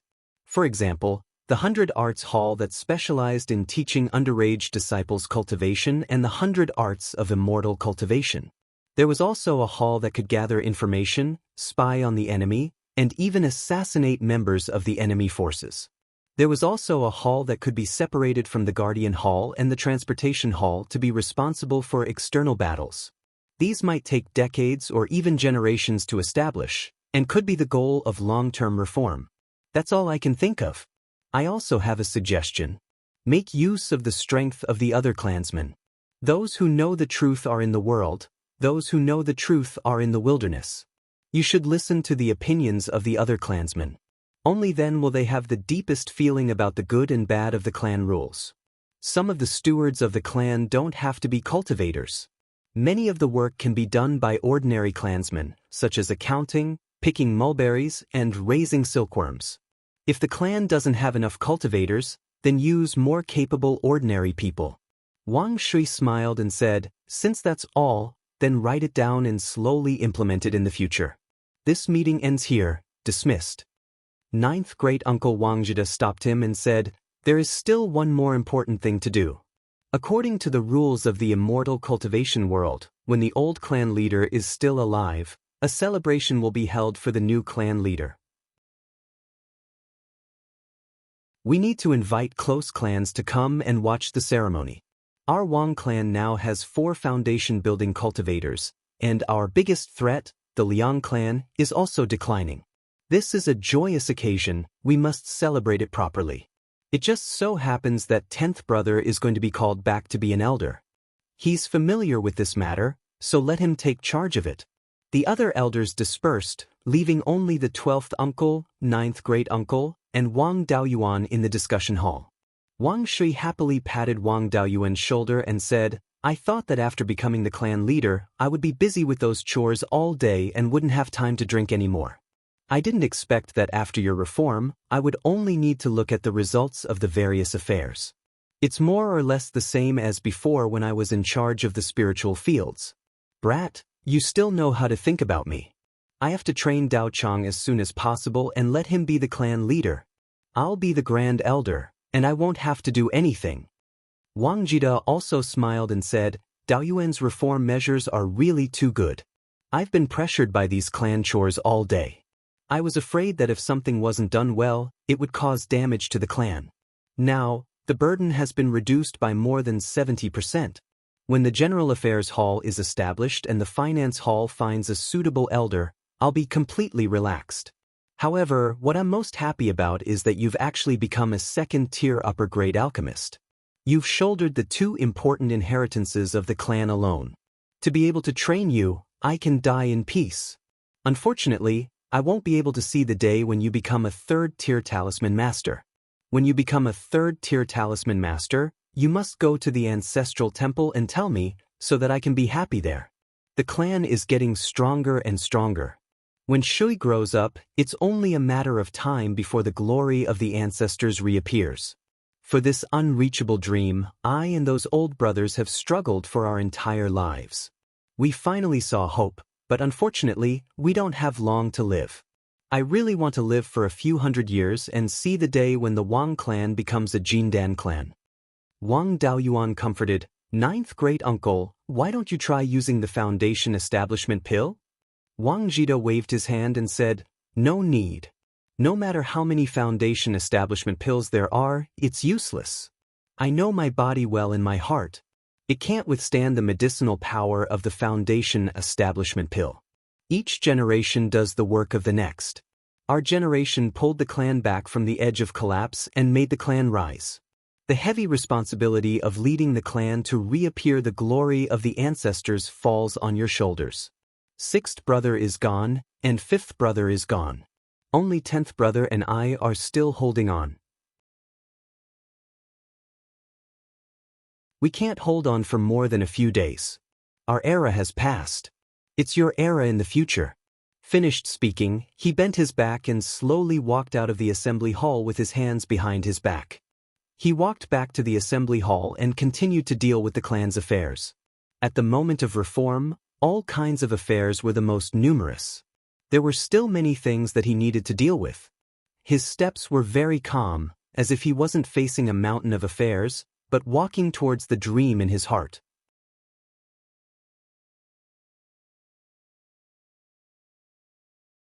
Chapter 168. The news of changing the clan rules quickly spread in the clan. Everyone was most concerned about the matter of 10th granduncle becoming an elder. According to the original clan rules, it was unlikely for most cultivators to become elders. Their hard work and sacrifice for the family might not be rewarded. Now that the clan rules had changed, many people who originally had no hope of becoming elders now saw hope. Even if they were only honorary elders, their monthly stipends and status were real. Even if they couldn't become elders, being a steward wasn't bad either. The treatment was much better than before. Moreover, it was said that the monthly stipends would be changed in the future. Those who had made special contributions would be given more contribution points and more monthly stipends. The clan members' enthusiasm for work suddenly rose, and the entire clan's spirit and outlook were brand new. All these years, 10th granduncle had been staying in Mirror Iron Mountain to manage the business in Green Willow Province. The clan was establishing various halls and had many matters to attend to. As the trading elder, 10th granduncle needed to return as soon as possible to sort out the affairs of the trading hall. In addition, he had to prepare for the clan leader's succession ceremony. It would take several days for him to return on the spirit ship. In order not to delay matters, Wang Daoyuan personally brought Yun Yi to pick up 10th granduncle. The fact that the Cloud Wing Tiger had managed to subdue 10 foundation establishment cultivators with a single roar spread like wildfire. When the clansmen saw Yun Yi flying in the sky, they were also very excited. Yun Yi was even more excited. She was bullied in the spiritual pearl's space all day long and couldn't fly freely. After the spiritual pearl's space was upgraded, it was less than 300 feet tall. It was too small for her huge body. Now that she had a chance to come out, she was willing to do manual labor. As soon as this fellow came out, she flew desperately. Wang Daoyuan couldn't catch up with her at all. He might as well just ride it and hurry on his way. Yun Yi flew at a normal speed, more than 2,000 miles in 2 hours. The man and the tiger arrived at Mirror Iron Mountain in less than 2 hours. When the clansmen of Mirror Iron Mountain saw Wang Daoyuan riding Yun Yi, they were very envious. Time was of the essence, so he didn't have time to stay. He returned to Jade Spring Peak after picking up 10th granduncle. 10th great-uncle was already over 110 years old. He rode Yun Yi and flew in the air. He was as excited as a child. Yun Yi's flying speed was fast, and Wang Daoyuan cast a layer of spirit energy barrier on her. He excitedly said, "Daoyuan, remove the protective shield. I also want to experience the feeling of flying. I've always envied you foundation establishment cultivators for being able to fly on swords." It was a pity that foundation establishment cultivators couldn't take others with them on their flying swords, so they had never tried it before. I didn't expect that I would have a chance after being buried up to my neck. Wang Daoyuan asked Yun Yi to slow down and then put away the protective shield. Feeling the wind blowing on his cheeks, the 100-year-old man was so excited that his eyes were brimming with tears. The two of them quickly arrived at Jade's Spring Peak.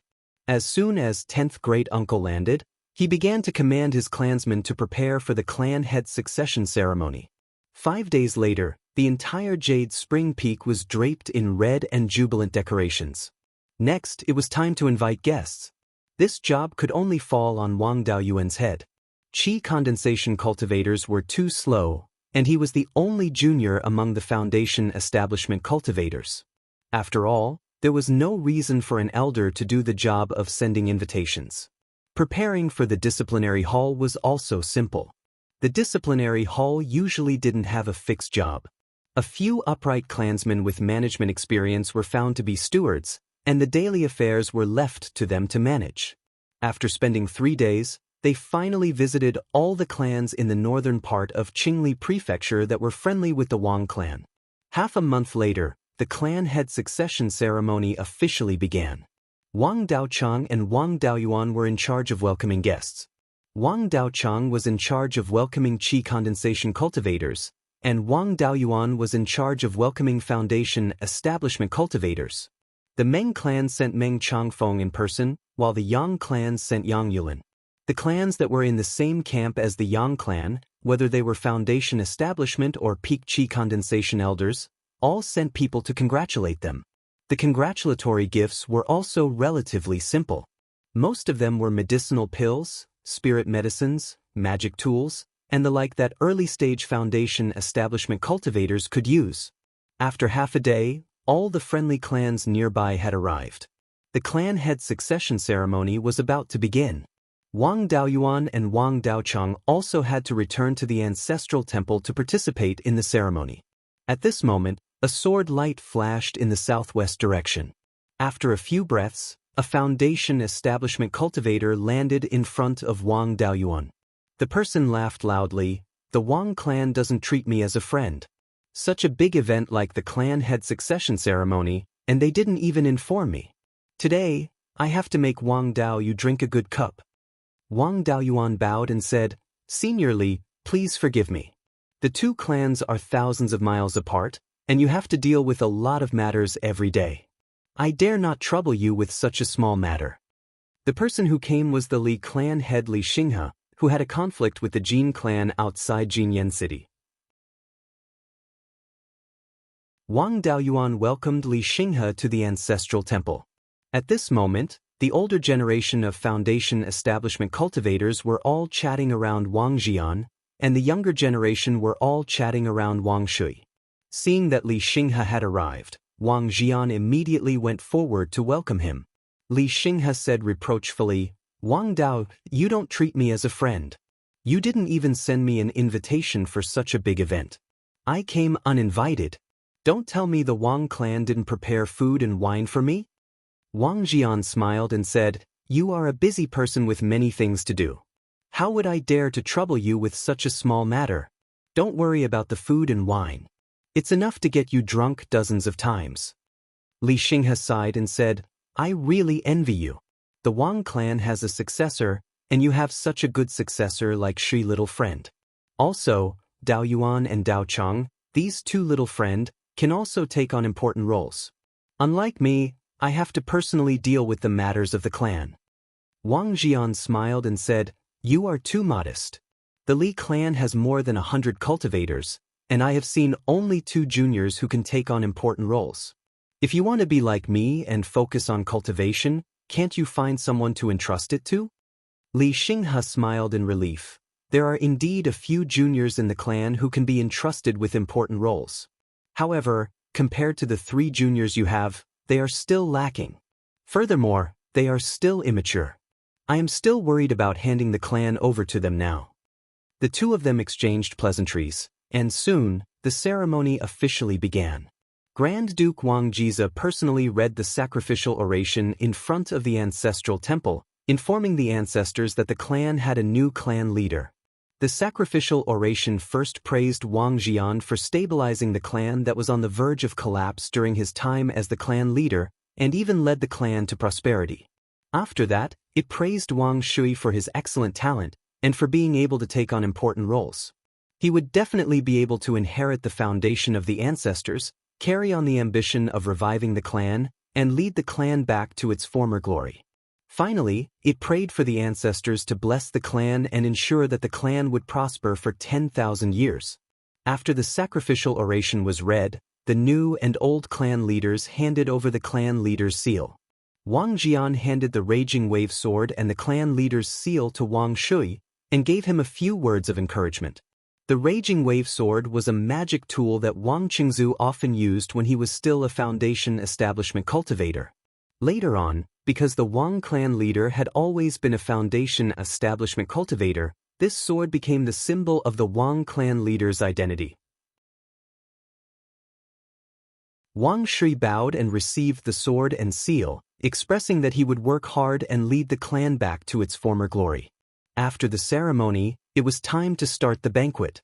Wang Daoyuan led everyone to the hall below the ancestral temple, north of the Jade Dragon Spring. The hall was only used for important events such as the arrival of important guests or the inauguration of the clan leader. The final segment of the ceremony was held in the hall.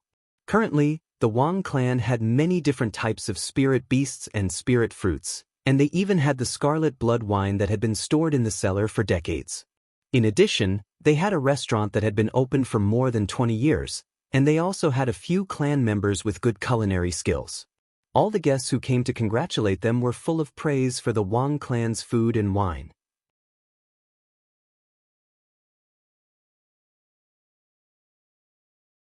Chapter 169. After 3 rounds of wine and 5 dishes, everyone began to leave. However, Li Xinghe and Meng Changfeng passed out drunk. After everyone left, the two of them suddenly became energetic. Wang Shui naturally knew that the two of them deliberately passed out drunk because they had something to discuss. He led the two of them to the meeting hall. Wang Daoyuan also came to the meeting hall. The 2 Grand Supreme Elders were not in charge, so he was the only one discussing with Wang Shui. After the 4 of them sat down, Wang Shui asked, "Daoyu, what's the matter?" Li Xinghe smiled and said, "The matter is like this. A few clans in the northern part of Heiyang County have built a new market by the Heiyun Lake. They want to invite the Wang clan to join them."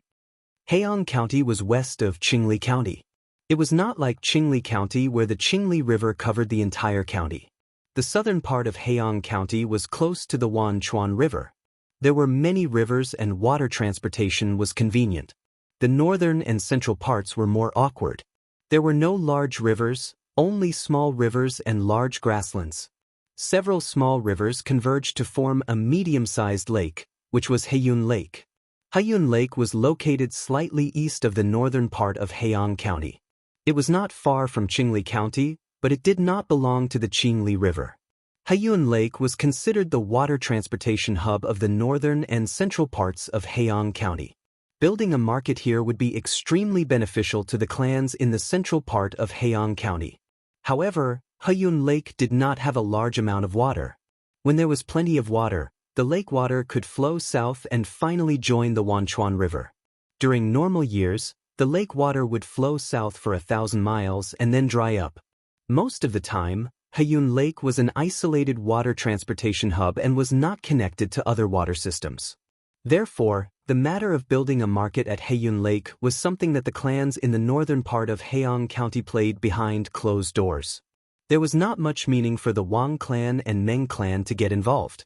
Before the spirit-forbidding silkworms were developed, the Wang clan was mainly engaged in the ore and spiritual wood business.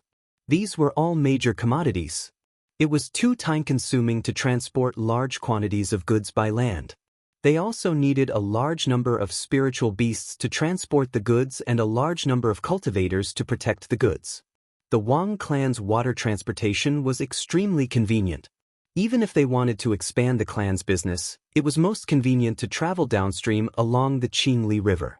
Wang Daoyuan asked, "This Crane Cloud Lake is thousands of miles away from the Jade Spring Peak, and there is no water route connecting it to the Jade Spring Peak. To my Wang clan, traveling by land is not very realistic." Before Li Xinghe could open his mouth, Meng Changfeng hurriedly interjected. Wang Dao, you may not know this, but the distance between the upper reaches of the turbid water stream and the Leaping Horse River, a tributary of the Crane Cloud Lake, is only a little more than 100 miles. As long as the two rivers are connected, the waterway will be clear. The turbid water stream was a tributary of the Qinli River. It flowed into the Qinli River about 100 li south of the Qinli city.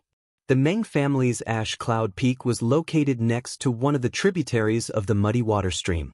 When the Meng family transported large quantities of goods to Clear Glass City, the main waterway was turbid water stream.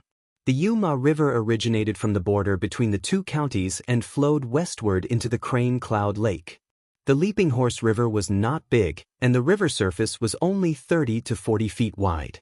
First-rank horse-type demonic beasts could directly jump across, hence the name Leaping Horse River. Li Xinghe continued, although the Yuma River's water volume is small, its advantage lies in its low terrain. The turbid water stream was located at a high altitude and had a large amount of water. As long as the two rivers were connected by a canal, the abundant water of the turbid water stream would flow into the Yuma River through the canal. At that time, the Wang family's goods would flow into the turbid water stream along the Qinli River. Going upstream and passing through the canal, they would enter the Yuma River and reach the Crane Cloud Lake market. From what I know, the Qinli County's production of various ores and spiritual wood is extremely high. In the Qinli city market, they cannot be sold for a good price. However, the north of the Heian County is filled with towering mountains and precipitous ridges with many demonic beasts. There are very few suitable mines and there is no water transportation. Thus, the entire Heian County is extremely lacking in ores and spiritual wood. As long as the Wang family transported their ores and spiritual wood over, the price would easily increase by several folds. Furthermore, the demand in Heian County is very high. The ores and spiritual wood transported by the Wang family will definitely not be overstocked. Wang Shui asked, if I remember correctly, the mountain between the turbid water stream and the Yuma River is the Iron Screen Mountain, right? The rocks of this mountain are extremely hard. Do you have the ability to dig through it? Li Xinghe's face was filled with joy as he said, if it was in the past, we wouldn't even dare to think about it. However, the clans of Heian County have been excavating the west side of the Iron Screen Mountain for hundreds of years. Some time ago, the Iron Screen Mountain collapsed from the excavation and a 30-meter wide gap appeared. After a few of our foundation establishment cultivators went to investigate, they all felt that we could use this gap to dig a canal that connects the turbid water stream and the Yuma River. Wang Daoyuan and Wang Shui were both flabbergasted. Wang Shui didn't know whether to laugh or cry as he said, "You Heian County cultivators are really poor. Apart from being hard, the rocks of the Iron Screen Mountain don't have much value. Is there a need to fight to the death for hundreds of years?" Li Xinghe laughed awkwardly. Aren't we going crazy from the lack of rocks? We can only dig whenever we see a rock. I didn't expect to find such a great benefit. Wang Shui pondered for a moment before saying, my Wang family is lacking people. We can't spare anyone to help dig a canal. Li Xinghe didn't find it strange at all as he laughed. How could we trouble the Wang family with such a small matter? We can send people from our side. After all, the biggest obstacle, the Iron Screen Mountain, has already been excavated. The other places aren't much. With the strength of us foundation establishment cultivators, we can dig a 100-mile canal in no time. I came here to contact a few clans that produce ores, stones, and wood to do business in Heiyun Lake Market. Wang Daoyuan asked, seniorly, why don't you contact the Yang family? The Yang family is now the leading clan in the north of Qinli County. As long as the Yang family agrees, isn't this a small matter? Li Xinghe sighed and said, if we can convince the Yang family, it'll be fine. However, this matter will harm the Yang family's interests. The Yang family mainly refines weapons. The cheaper the ores and spiritual wood in Qinli County, the greater the benefits for the Yang family. However, once the waterway between Qinli County and Heiyun Lake is opened, the ores and spiritual wood in Qinli County will have a new market. The price will definitely rise and it will be disadvantageous for the Yang family. It's already good enough that the Yang family doesn't personally suppress them. Why would they help? Wang Shui thought for a while and said, "This matter is really not easy to handle. My Wang family and the Yang family have been friends for hundreds of years. If it really harms the Yang family's interests, I won't dare to act rashly. I will need to discuss it with the clan's elders." Li Xinghe wasn't in a hurry and replied, "This should be done. I am currently in the Iron Screen Mountain area and am in charge of excavating the canal. If there is a result, you can tell Dao Yu Meng and let him pass it on to me." Finished speaking, Li Xinghe and Meng Changfeng bid farewell and left. After they left, Wang Shui asked, "Dao Yuan, what do you think about this matter?" Wang Daoyuan replied, "We are all amateurs in this area. I don't even know the price of spiritual wood and ores. It's better to ask 10th granduncle. He is an expert in this area." Wang Shui nodded and said, "Then gather all the elders and discuss this matter. Especially 10th granduncle's opinion."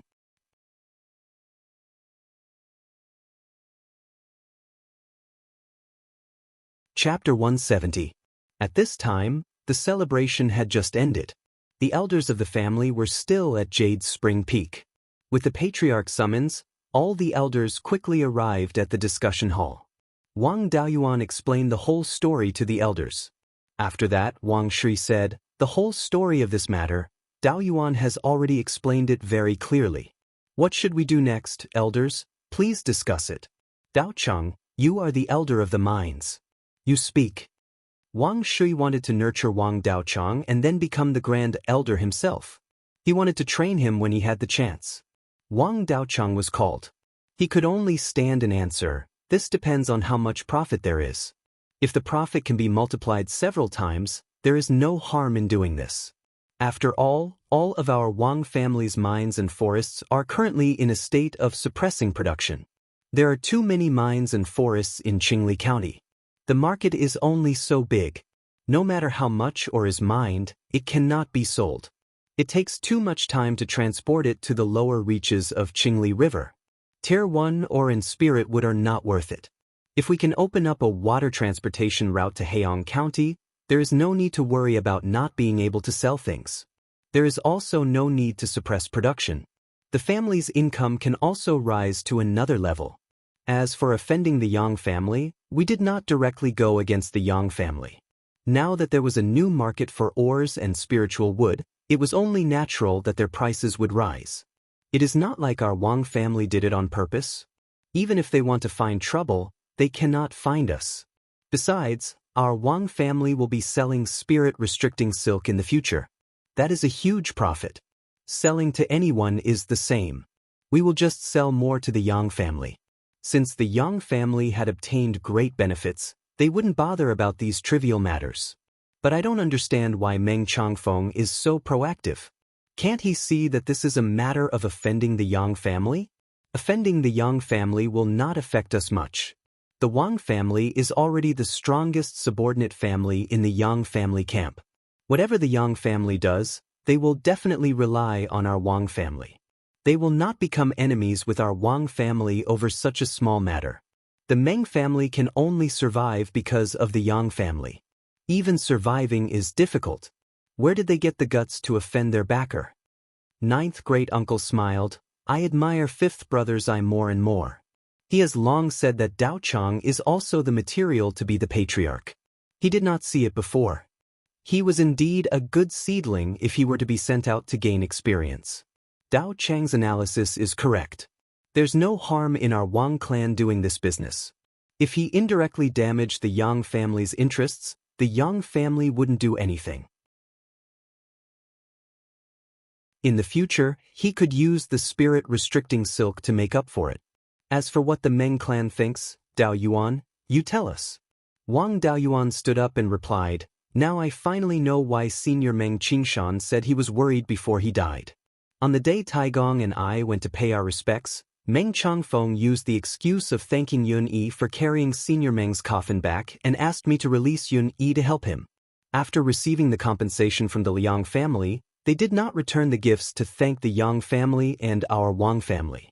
It could be seen that Meng Changfeng was indeed a person with means. He could see the benefits in front of him, and he had the ability to take them. However, he didn't understand the principle of reciprocity and didn't know how to deal with other forces. He wasn't a qualified leader. Moreover, he was too short-sighted and could not see the future. He thought that the Yang clan needed the Meng clan to besiege the Liang clan. If the Meng clan did something out of line, the Yang clan could forgive them and didn't think about the future. Several decades later, the Liang clan's ancestor would pass away, and the Liang clan would definitely decline. The Yang clan would no longer need to guard against the Liang clan. Would they still tolerate a weak subordinate who always wanted to poach their people? He didn't have the ability to stand firm, so he wanted to kick his backer away. Perhaps the Meng clan's foundation would be destroyed in Meng Changfeng's hands. 10th granduncle said regretfully, "The Meng clan is really unlucky. The only one suitable for foundation building isn't the right person to be a patriarch." Wang Shi asked, "Elders, do you have any objections?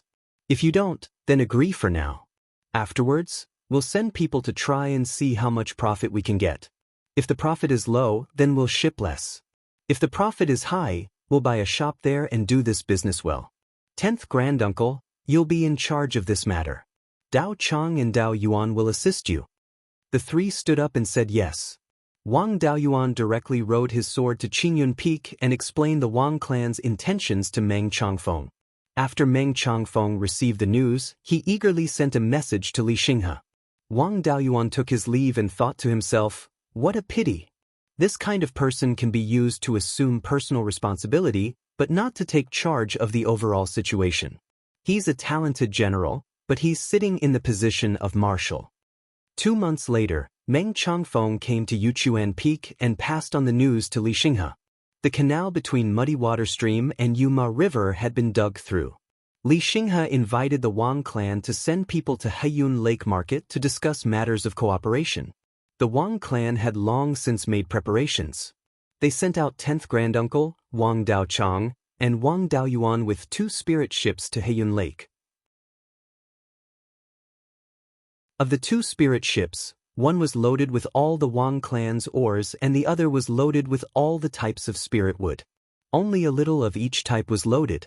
The goods on these 2 ships were used to test the waters and see what kind of price they could be sold for in Heiyun Lake Market. They could also display the types of products the Wang clan had. The 2 ships set off from Sleeping Bow Lake and headed south. After reaching Clear Glass Market, they continued south for 100 li. When they reached the place where Muddy Water Stream flowed into Clear Glass River, the river water here was half muddy and half clear. The eastern half of the river was so clear that the bottom could be seen, while the western half was filled with roiling turbid waves. The spirit ship turned here and entered Muddy Water Stream. Muddy Water Stream's volume was no less than Clear Water Stream. It was just that the water surface was narrower and the flow was faster. 3,000 li to the west, the tall mountain range in the west could already be seen in the distance. This was the legendary Iron Screen Mountain. It really was like a huge screen that separated things. After another 1,000 li, Iron Screen Mountain was already in sight. Muddy Water Stream originally flowed from south to north, but it turned back here and flowed east. The place where Iron Screen Mountain had been dug and collapsed just happened to be where Muddy Water Stream turned. This place that had been dug and collapsed was named Heaven's Gate Pass. This name was quite appropriate. Looking from the east, it really did look like a gate had opened in the sky. The stream was artificially divided into 2 here. About half of the water passed through Heaven's Gate Pass and flowed west. Wang Daoyuan did not dare to let the spirit ship pass rashly. If the west side of Heaven's Gate Pass was a steep slope, the spirit ship would definitely be smashed to pieces. He flew over Heaven's Gate Pass on his sword in advance and found that the west side was a huge gentle slope. The slope was much smaller than the east side. There was no difficulty for the spirit ship to sail here. The location of Heaven's Gate Pass could be said to be just right. It was very convenient to lead the stream through Heaven's Gate. He really did not believe that it had been dug and collapsed accidentally. The spirit ship passed through Heaven's Gate Pass and entered the canal. This canal was more than 200 feet wide and more than 3 feet deep. The water flow was not particularly fast. The spirit ship was driven by spiritual power and could barely go against the flow. This river was not very wide or deep, but it was dug out of Iron Screen Mountain, which had extremely hard rocks. With the hardness of Iron Screen Mountain's rock, Wang Daoyuan's golden knife technique could only leave a mark less than an inch deep on the rock. A canal that was more than 100 miles long could not have been dug out in a short time. In order to break through Iron Screen Mountain and open up the waterway between the two counties, several families in Heian County really spent hundreds of years of effort.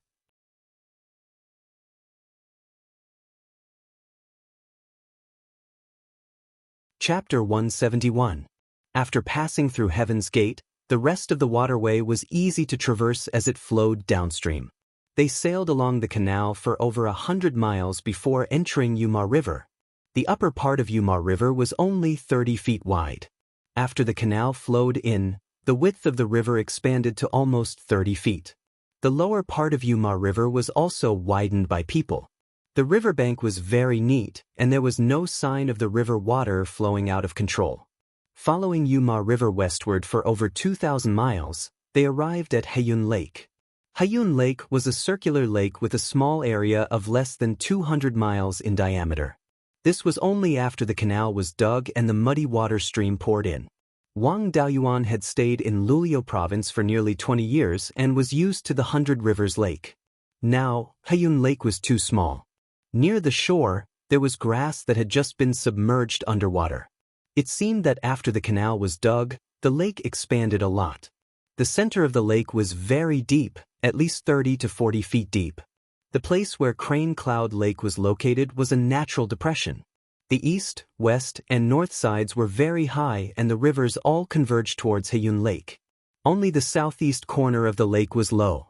The lake water flowed out from there and formed a stream called Heiyun Stream. Heiyun Stream was 50 to 60 feet wide and only 1 foot deep. The water flow was very gentle. This amount of water was incomparable to the amount of water from Heaven's Gate. In the future, the water level of Heiyun Lake would continue to rise and the flow of Heiyun Stream would also increase until the water level of Heiyun Lake stabilized. At this moment, Wang Daoyuan finally understood that the few clans of Heiyang County had big plans. Digging through Taiping Mountain was not only to connect the two counties to each other, but also to expand southward. Half of the muddy water stream's water flow would be channeled into Heiyun Lake and the flow of Heiyun Stream would skyrocket. Even in normal years, it could flow southward into Wanchuan River and navigation would not be a problem. In this way, after the clans in the northern part of Heiyang County became stronger, they could expand their business to the southern part of Heiyang County through the waterway. Digging through Taiping Mountain would solve the problem of lacking resources in the northern part of Heiyang County and provide a bright future for the clans in the northern part of Heiyang County. It would also solve the problem of Qingli County's resource backlog, killing 3 birds with 1 stone. The old ancestors of these clans were really far-sighted. The Yuma River converged from the east of the Crane Cloud Lake, and the Crane Cloud Creek was at the southeast corner of the Crane Cloud Lake. The Crane Cloud Lake Market was built on the shore between the mouth of the Yuma River and the Crane Cloud River. It was convenient to receive the resources from Qingli County, and it was also convenient to do business with the southern powers of Heian County. However, the market square was not completed yet. Only a few dozen shops near the mouth of the Yuma River had been completed. The layout of the market square was very particular. The whole market square was like a rake, and the teeth of the rake extended into the lake.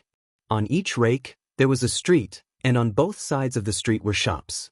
Behind each shop was a small pier, making the best use of water transportation.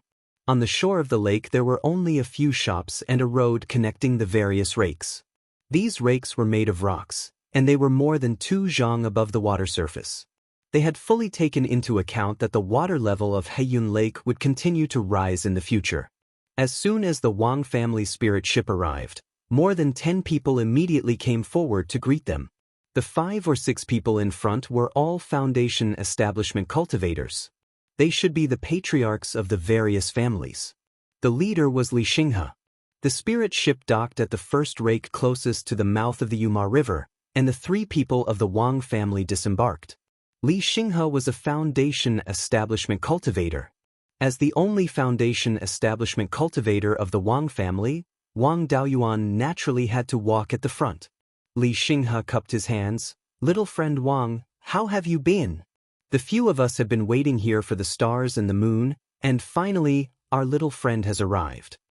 Wang Daoyuan returned the greeting. "The mountains are high, and the water is far away. I'm not familiar with the waterways, so I walked slowly. I've made all of you wait. There are still important matters in the family, so the patriarch can't come personally. I hope that all of you will forgive him." Li Xinghe waved his hand. "The Wang family has many businesses and many affairs. How can the patriarch leave so easily?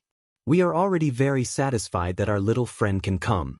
Please come in, we can slowly discuss business matters." Under Li Xinghe's lead, Wang Daoyuan and the other two people came to a hall that was very similar to the Wang family's meeting hall. Everyone took their seats. Li Xinghe asked, "What kind of spiritual items did the Wang family bring this time?" Wang Daoyuan answered, "The Wang family is weak, our territory is small, and we have few businesses. This time, we only brought 10 types of first-grade ores, 2 types of second-grade ores, 12 types of first-grade spiritual wood, and 1 type of second-grade spiritual wood. However, we didn't bring much of each type of resource. The patriarch wants us to first bring samples and see the price." Hearing that there were more than 20 types of resources and 3 types of second-grade ones, the few foundation establishment cultivators became excited. Li Xinghe asked, "What are the types? Can little friend Wang tell us?" Wang Daoyuan introduced Wang Zhihe and Wang Daochang to everyone, saying, "This is my 10th granduncle, the Wang family's elder in charge of trade. This is my second brother, the Wang family's elder in charge of mines and forests. If you want to ask about the types of ores and spiritual wood, you can ask my second brother. If you want to ask about business, my 10th granduncle can answer." Wang Daochang gave a detailed introduction of the ores and spiritual wood that he brought. Li Xinghe asked, "How much of this green jade bamboo can the Wang family provide?" Although this item isn't considered rare in Qingli County, it is a rare item in the northern part of Heian County. The second-grade spiritual wood that the Wang family brought was precisely the green jade bamboo. Although this item wasn't classified as a tree, it was usually included in the spiritual wood category during business transactions. Wang Daochang answered, "The Wang family hasn't been cultivating this green jade bamboo for long. Every year, we only produce 4 or 5 stalks and sell them to the Yang family. Every year, we can sell at most 2 stalks to Heiyun Lake Market. The green jade bamboo needed to grow for 20 years before it could be used to refine magic tools. A complete stalk of green jade bamboo could at most be used to refine low-grade second-grade magic longswords. Taking into account the success rate, normal tool refiners could only produce 2 or 3 swords at a price of around 2,000 spirit stones each. At Qingli Market, the price of a stalk of green jade bamboo was usually around 1,000 spirit stones. Wang Daoyuan ordered the boatman to carry a stalk of green jade bamboo to the door. Several foundation establishment cultivators immediately used their spiritual sense to sweep it over. Soon after, they used their spiritual sense to communicate with each other. Afterwards, Li Xinghe made a bid. "How about 2,000 spirit stones for a stalk of this green jade bamboo?" Of course, this was only a test price. The 3 Wang family members only smiled and didn't say anything. Li Xinghe sighed and said, "At most 3,000. Although there aren't any cultivators from other counties that come to Heian County to sell resources, there are still cultivators that sell magic tools. A low-grade second-grade magic tool is only around 3,000 spirit stones. If the price of the green jade bamboo is any higher, we tool refiners won't be able to make any profit." The 3 Wang family members used their spiritual sense to communicate and nodded in agreement.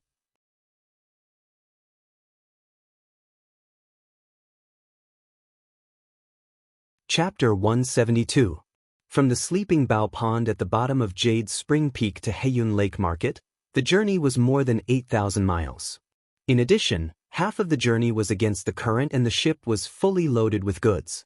Even if the spirit ship was fully powered, its speed would not be fast. From the departure to the arrival of the spirit ship at Heiyun Lake, it would take more than 10 days. Although the journey was long and time-consuming, 3 times the price was still very profitable. After that, Wang Daoyuan ordered his clansmen to bring the samples of the goods to the entrance of the hall for the foundation establishment cultivators to take a look. 10th great-uncle Wang Zhihe then discussed the price with them.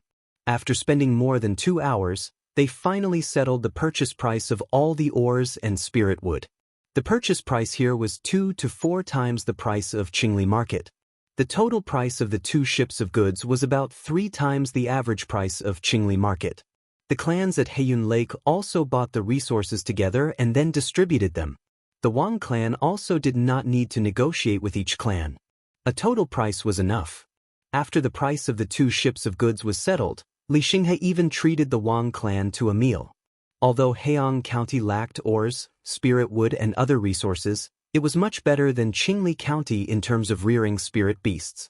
At the banquet for the Wang clan, there were all kinds of demonic beast meat. A few of the dishes were actually made with rank 2 demonic beast meat. This was an eye-opener for Wang Zhihe and Wang Daocheng. On the other hand, Wang Daoyuan did not mind. He usually ate all kinds of demonic beasts. After the meal, Wang Zhihe asked Li Xinghe, "Senior, is it possible for you to sell demonic beast meat?" To be honest, there are very few demonic beasts in Qingli County other than the Heaven/Mountain Range. Hunting the demonic beasts in the Heaven/Mountain Range is too dangerous. The cost of rearing spirit beasts is too high and it is difficult to raise them on a large scale. Therefore, this demonic beast meat is very precious in Qingli market. If my Wang clan comes here to sell ores and spirit wood, we can go back and sell the demonic beast meat. It is better than nothing and both of us can earn more. He was not afraid that the clans of Heiyang County would directly transport the demonic beast meat and compete with the Wang clan for business. Heiyang County had very few rivers and cultivators were not good at boats.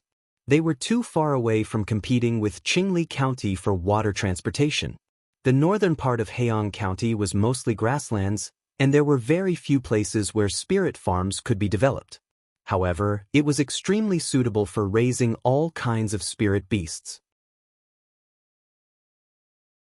Usually, when slaughtering spirit beasts, one would need their horns, bones, teeth, scales, and so on to refine magic tools. The meat of spirit beasts was really worthless. Cultivators usually ate meat as their staple food.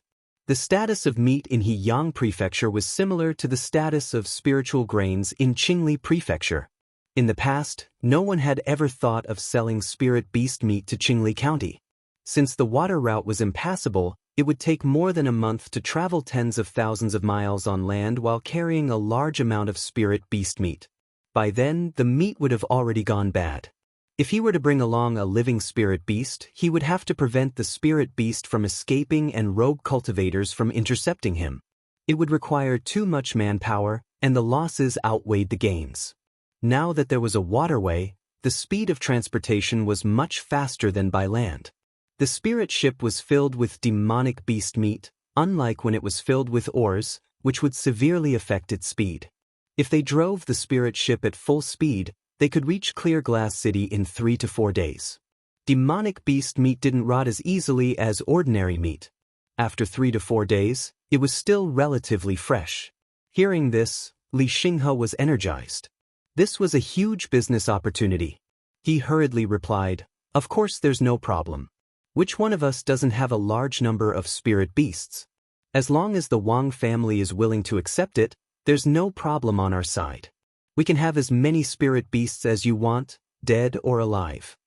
After that, Wang Zhihe and Li Xinghe discussed the details of the cooperation. In the end, Li Xinghe represented the local family and gave the Wang family a shop for free. The location of the shop was also excellent. It was located at the first tooth of the nail, the place closest to the mouth of the Yuma River. Li Xinghe gave the token that controlled the shop's array formation and a communication jade talisman to Wang Daoyuan. This communication jade talisman was not simple. It could only be refined by at least a second-tier upper-grade weapon refiner. Communication jade talismans were used one-to-one. Ordinary communication jade talismans only had a maximum transmission distance of about 2,000 miles. However, the communication jade talisman that Li Xinghe gave him had a maximum transmission distance of 10,000 miles.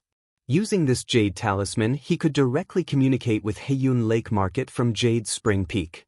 Wang Daoyuan and the others left Heiyun Lake with 2 spirit ships filled with fresh spirit beast meat. Although it was fresher to bring live spirit beasts to Qingli Market to slaughter them, transporting them was difficult. Once the spirit beasts caused a ruckus, the ship would capsize. Spirit stones were placed in all the energy supply array cores of the propulsion array formation inside the spirit ship, and the array formation was operating at full power. In just 3.5 days, they arrived at Qingli Market. The 2 spirit ships docked at the small dock of the Jade Spring Miscellaneous Goods Store. Wang Daoyuan called out and a few people immediately ran out of the store to help unload the goods. Everyone quickly moved the spirit beast meat to the underground freezer of the Drunken Immortal Inn to store it. The ice in the underground freezer of the Drunken Immortal Inn was made with first-tier ice attribute spirit talismans. Wang Daoyuan could barely refine ice, wind, and thunder attribute spirit talismans. However, because he did not have a second-tier talisman inheritance, he could only refine first-tier spirit talismans. Unfortunately, if the ice attribute spirit talisman was used in the outside world, the ice created would quickly melt. It was not effective to use it on the spirit ship. The cost of creating a spirit ship that could store ice was too great. The gains did not make up for the losses. The news of the Wang family bringing back 2 ships of spirit beast meat spread throughout Qingli Market. Even the business of the Drunken Immortal Inn improved. The matter of the Iron Screen Mountain in Heian County was also not a secret. It was obvious that the Wang family had made a deal with the clans in Heian County to buy the demon beast meat. As for what they were selling, it was obvious. In a small room in the Yang family store where Wang Shui had reached foundation establishment, the Yang family patriarch sat high above and asked the 2 youths, "You all know that the Wang family sold the ores and spirit wood to Heian County and shipped the spirit beast meat back. Tell us, what should our Yang family do?" There was a middle-aged man and 2 youths in the room. There were a total of 3 foundation establishment cultivators. One of the muscular youths said, "The Wang family is simply looking down on our Yang family. We have protected them for 300 years and they repay kindness with enmity. And the Meng family, this matter was instigated by them. They have really raised a bunch of ingrates." Yang Yong said, You can't say that. Yulin, what do you think?" Yang Yulin replied, "Although the Wang family's business with Heian County will cause the price of ores and spirit wood to rise, they are not deliberately harming our Yang family's interests. Heian County has spent several hundred years of effort to open up the waterway. They have made ample preparations and the general trend is already set. Even if the Wang family does not do this business on account of our Yang family, what about the Liang family? Once the waterway is open, there will always be people doing business. Rather than letting the enemy take the initiative, why not let the Wang family take advantage of this first?" The Wang family has 4 foundation establishment cultivators and Wang Daoyuan seems to have obtained the legacy of an ancient cultivator. He has cultivated 5 elements techniques and even obtained a foundation establishment pill. Otherwise, how could a pentaspirit veins cultivator reach foundation establishment before Wang Daocheng? It is hard to say how many foundation establishment pills he has obtained. It is also hard to say how many foundation establishment cultivators the Wang family will have in the future. The Wang family has already become an influential power in the northern part of Qingli County. In the future, whatever our Yang family wants to do, it will be much better with the Wang family's cooperation. Our Yang family should rely heavily on the Wang family and treat them as an important ally, not an enemy.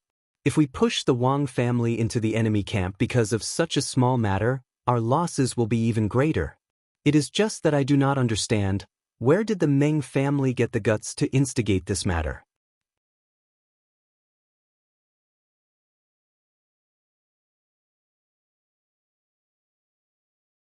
Chapter 173.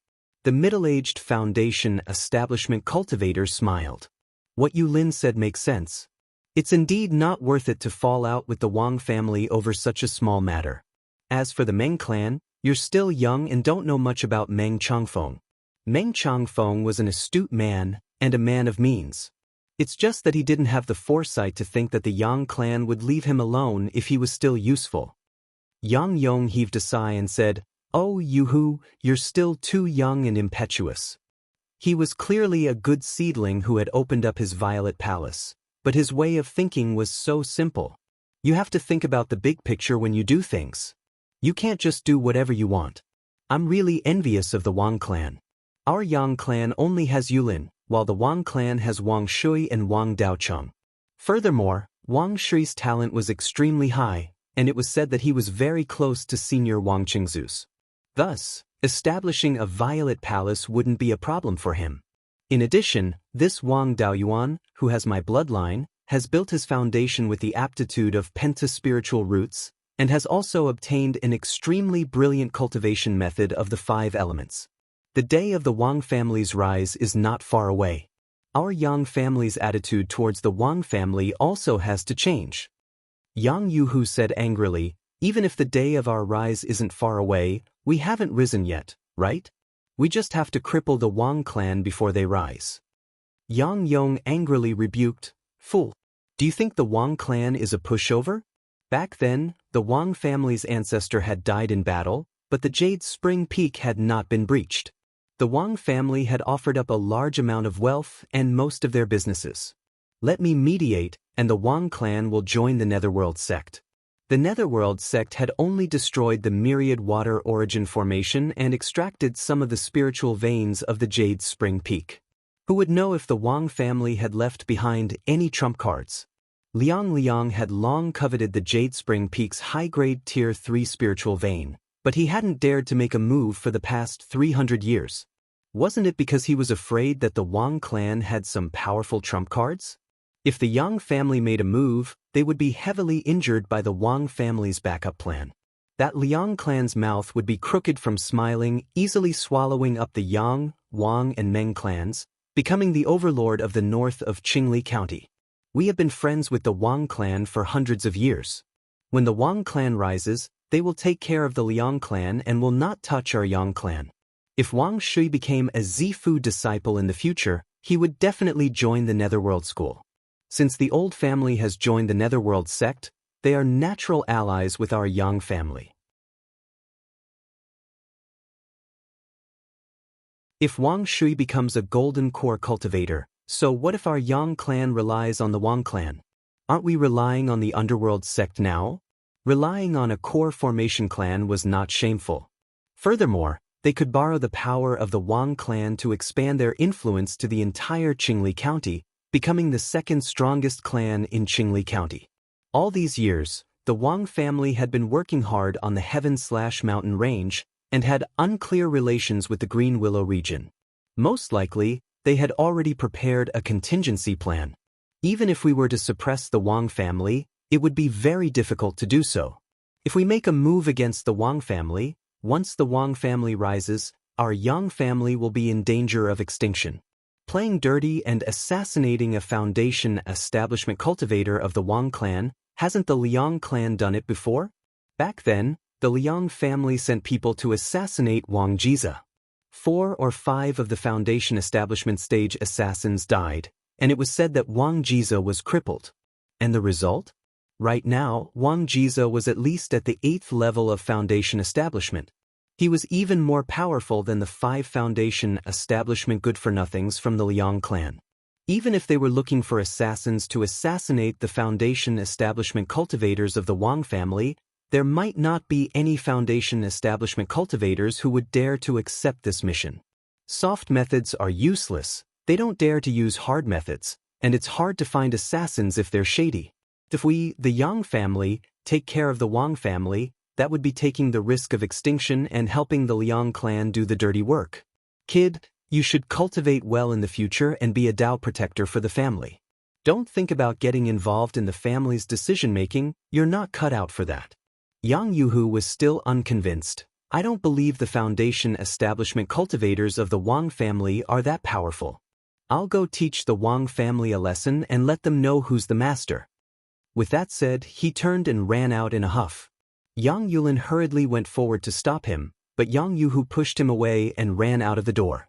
The middle-aged Foundation establishment cultivator asked Yang Yong, "Grandfather, aren't you afraid that Yuhu will cause trouble?" Yang Yong raised his teacup and drank a mouthful of tea, smiling. "What trouble can he cause? I know Yuhu's temperament very well. He won't bully the Qi refinement cultivators of the Wang family. He will only find trouble with the Foundation establishment cultivators. The Wang family has 4 Foundation establishment cultivators. Who can he beat? The Foundation establishment cultivators of the Wang family are all people who can see the big picture and won't hurt him.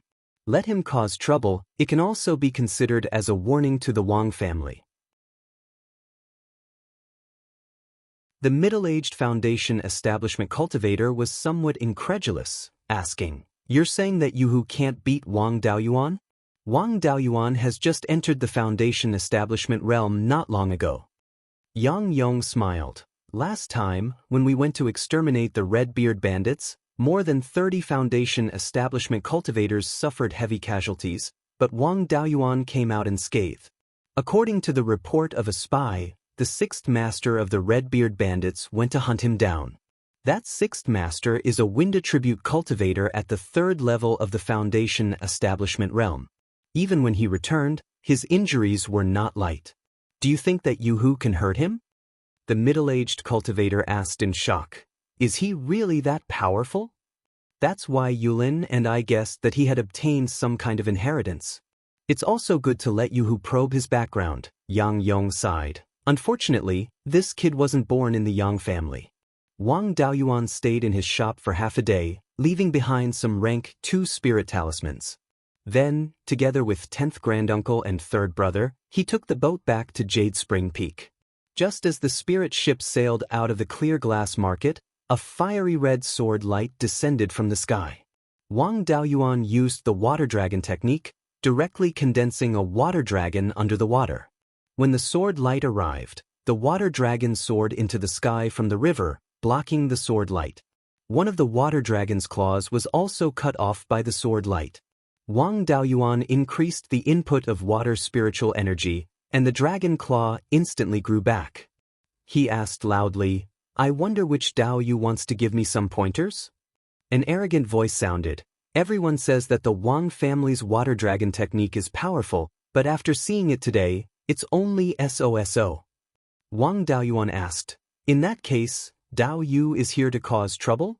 At this moment, a cultivator dressed as an itinerant cultivator with a veil on his face appeared more than 500 feet in front of the spirit ship on his sword.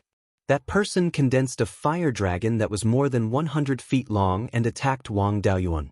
Wang Daoyuan controlled the water dragon and dragged the fire dragon into the river. A cloud of smoke rose from the water surface, and the fire dragon disappeared without a trace. Wang Daoyuan asked, "Dao Yu wants to spar with me. How about letting my Qi refinement clansmen leave first?" That person replied, "Sure, a few Qi refinement clansmen here will only delay things. If they are hurt, it will seem like I'm bullying the weak." Wang Daoyuan summoned the water dragon out of the river surface, left the spirit ship, and landed on the water dragon. He kept an eye on his opponent to prevent him from attacking the spirit ship. The spirit ship quickly sailed for 2 to 3 miles, and the opponent could no longer attack the spirit ship. Wang Daoyuan took out the smooth wave sword and said, "Please enlighten me." The itinerant cultivator held the sword in his right hand, and with his left hand he brushed the sword with his fingers. Instantly, 3 scarlet beams of light shot towards Wang Daoyuan. The 3 scarlet beams of light were not powerful, and a water wall blocked all 3 of them. However, this move scared Wang Daoyuan quite a bit. The move that the itinerant cultivator used was a common starting move used by sword cultivators. It was called sword casting. Sword cultivators mainly focused on the sword, but it was not that they did not cultivate Dharma spells. It was just that when they were fighting, they cast Dharma spells with the sword in their hands. The Dharma spells would be imbued with the sharpness of the sword, increasing their power greatly. This method of casting was called sword casting. What the itinerant cultivator used was the basic move of sword casting. If this person was a sword cultivator, Wang Daoyuan would not be confident of defeating him if he did not use all his trump cards.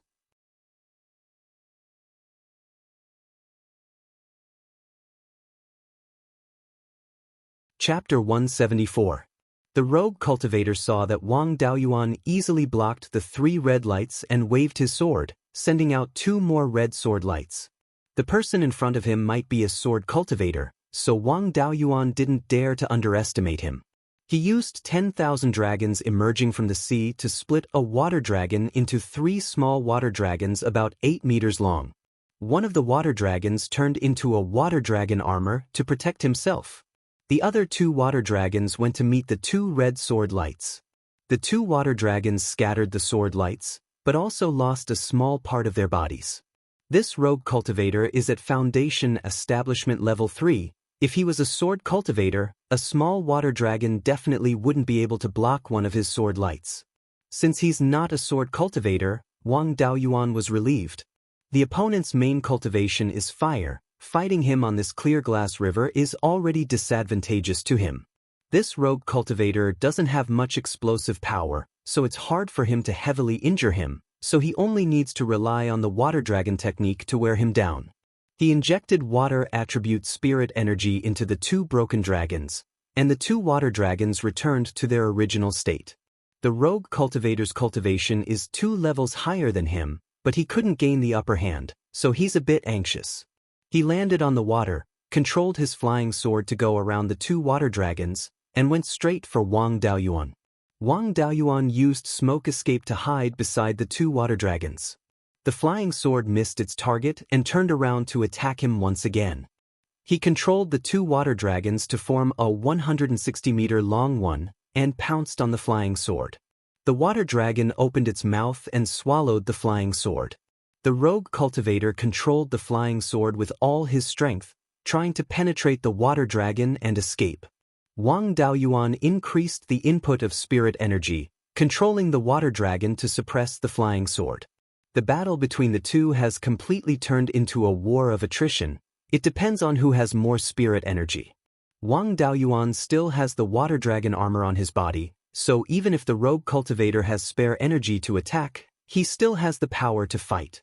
But without his flying sword, the rogue cultivator can be said to be completely defenseless. Then, he separated another water dragon that was about 6 meters long from the water dragon armor. The little water dragon dived into the river from under his feet and did not show itself above the water surface. The rogue cultivator had used all his spiritual energy and consciousness to control the flying sword, so he didn't notice Wang Daoyuan's little trick. 3 breaths later, a small water dragon suddenly drilled out from the river under the rogue cultivator's feet and tied him up tightly. The rogue cultivator was still unwilling to admit defeat. He divided a portion of his spiritual energy to fight against the water dragon coiling around his body, while the rest of his spiritual energy and divine sense continued to control the flying sword. When Wang Daoyuan saw that he was not convinced, he sent out another water dragon that was 20 feet long. It flew directly towards the rogue cultivator and merged with the water dragon on his body. The water dragon's power had increased, and he had to divert more of his spiritual energy to fight it. With this extra force, the power on the flying sword immediately weakened a lot, and it was instantly subdued by Wang Daoyuan. The water dragon wrapped around the flying sword and flew towards Wang Daoyuan. Wang Daoyuan took the flying sword and kept it in his storage bag. He then controlled the big water dragon to pounce on the rogue cultivator. After the rogue cultivator gave up on the flying sword, he was trying his best to break free from the 4-meter-long water dragon on his body. He would succeed in a few more breaths.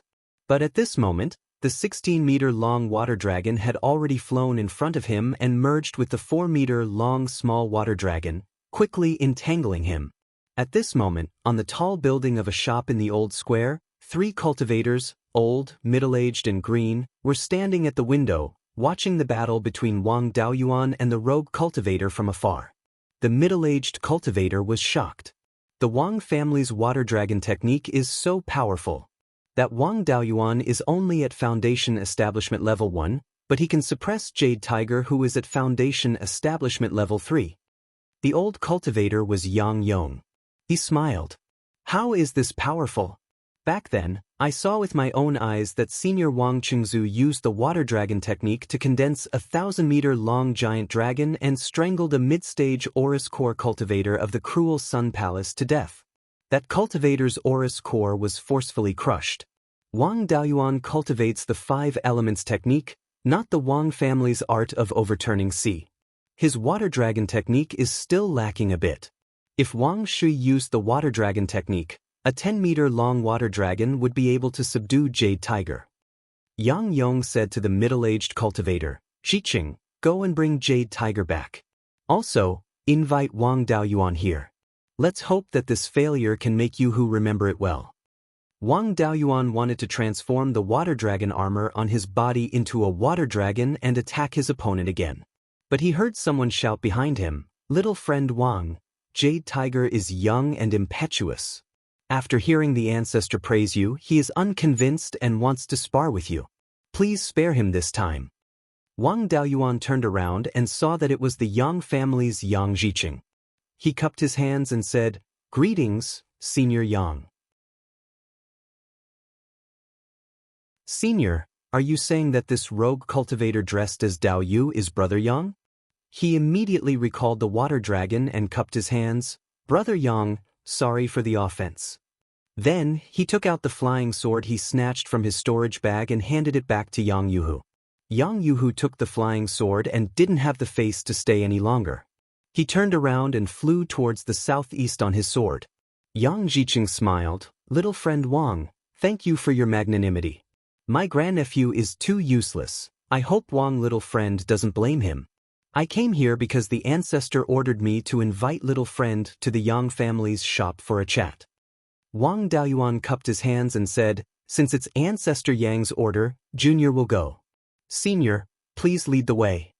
Yang Xiqing flew in front on his sword and Wang Daoyuan followed closely behind. They arrived at the shop where the Yang family's ancestor was. Seeing Yang Yong, Wang Daoyuan bowed and said, Junior Wang Daoyuan greets Ancestor Yang. Yang Yong smiled, Daoyuan, you're here. Please take a seat. When you caught the Qing River carp, I knew you weren't a fish in a pond. I didn't expect you to grow to this extent in less than 30 years. The younger generation will surpass us in time. Being able to successfully build your foundation with 5 spiritual roots, your future achievements are limitless. I see that your spiritual sense isn't weak. It won't be difficult for you to establish your violet palace in the future. I only have a little more than 100 years left. After I pass away, I hope you can take care of the Yang family for the sake of this old man's bloodline. Wang Daoyuan repeatedly said, Ancestor, why do you say that? You'll reach the golden core stage soon. Brothers Yuhu and Yulin have already passed the foundation establishment stage. It won't be difficult for them to establish their violet palace. Yang Yong said with gratification, Yulin can indeed be entrusted to you, but he's still too young. Although Yuhu's talent is good, he's impulsive. I just praised you and he wasn't convinced and challenged you to a duel. He's not cut out for great things. Yang Yulin continued from the side. Fourth brother heard some rumors and thought that the Wang family wanted to go against the Yang family. Ancestor praised you again. He was angry and challenged you to a duel. Please don't take offense. After hearing this, Wang Daoyuan immediately understood that the Yang family wanted to test his attitude. He immediately cupped his hands and said, So Brother Yuhu was angry about the Wang family doing business with the Heian County. Originally, the patriarch wanted to personally explain this matter. Since I'm here, I'll talk about this matter. The patriarch and I felt that since the Iron Screen Mountain had been cut through, the waterway had been opened. No matter what, there would be people using the waterway to do business.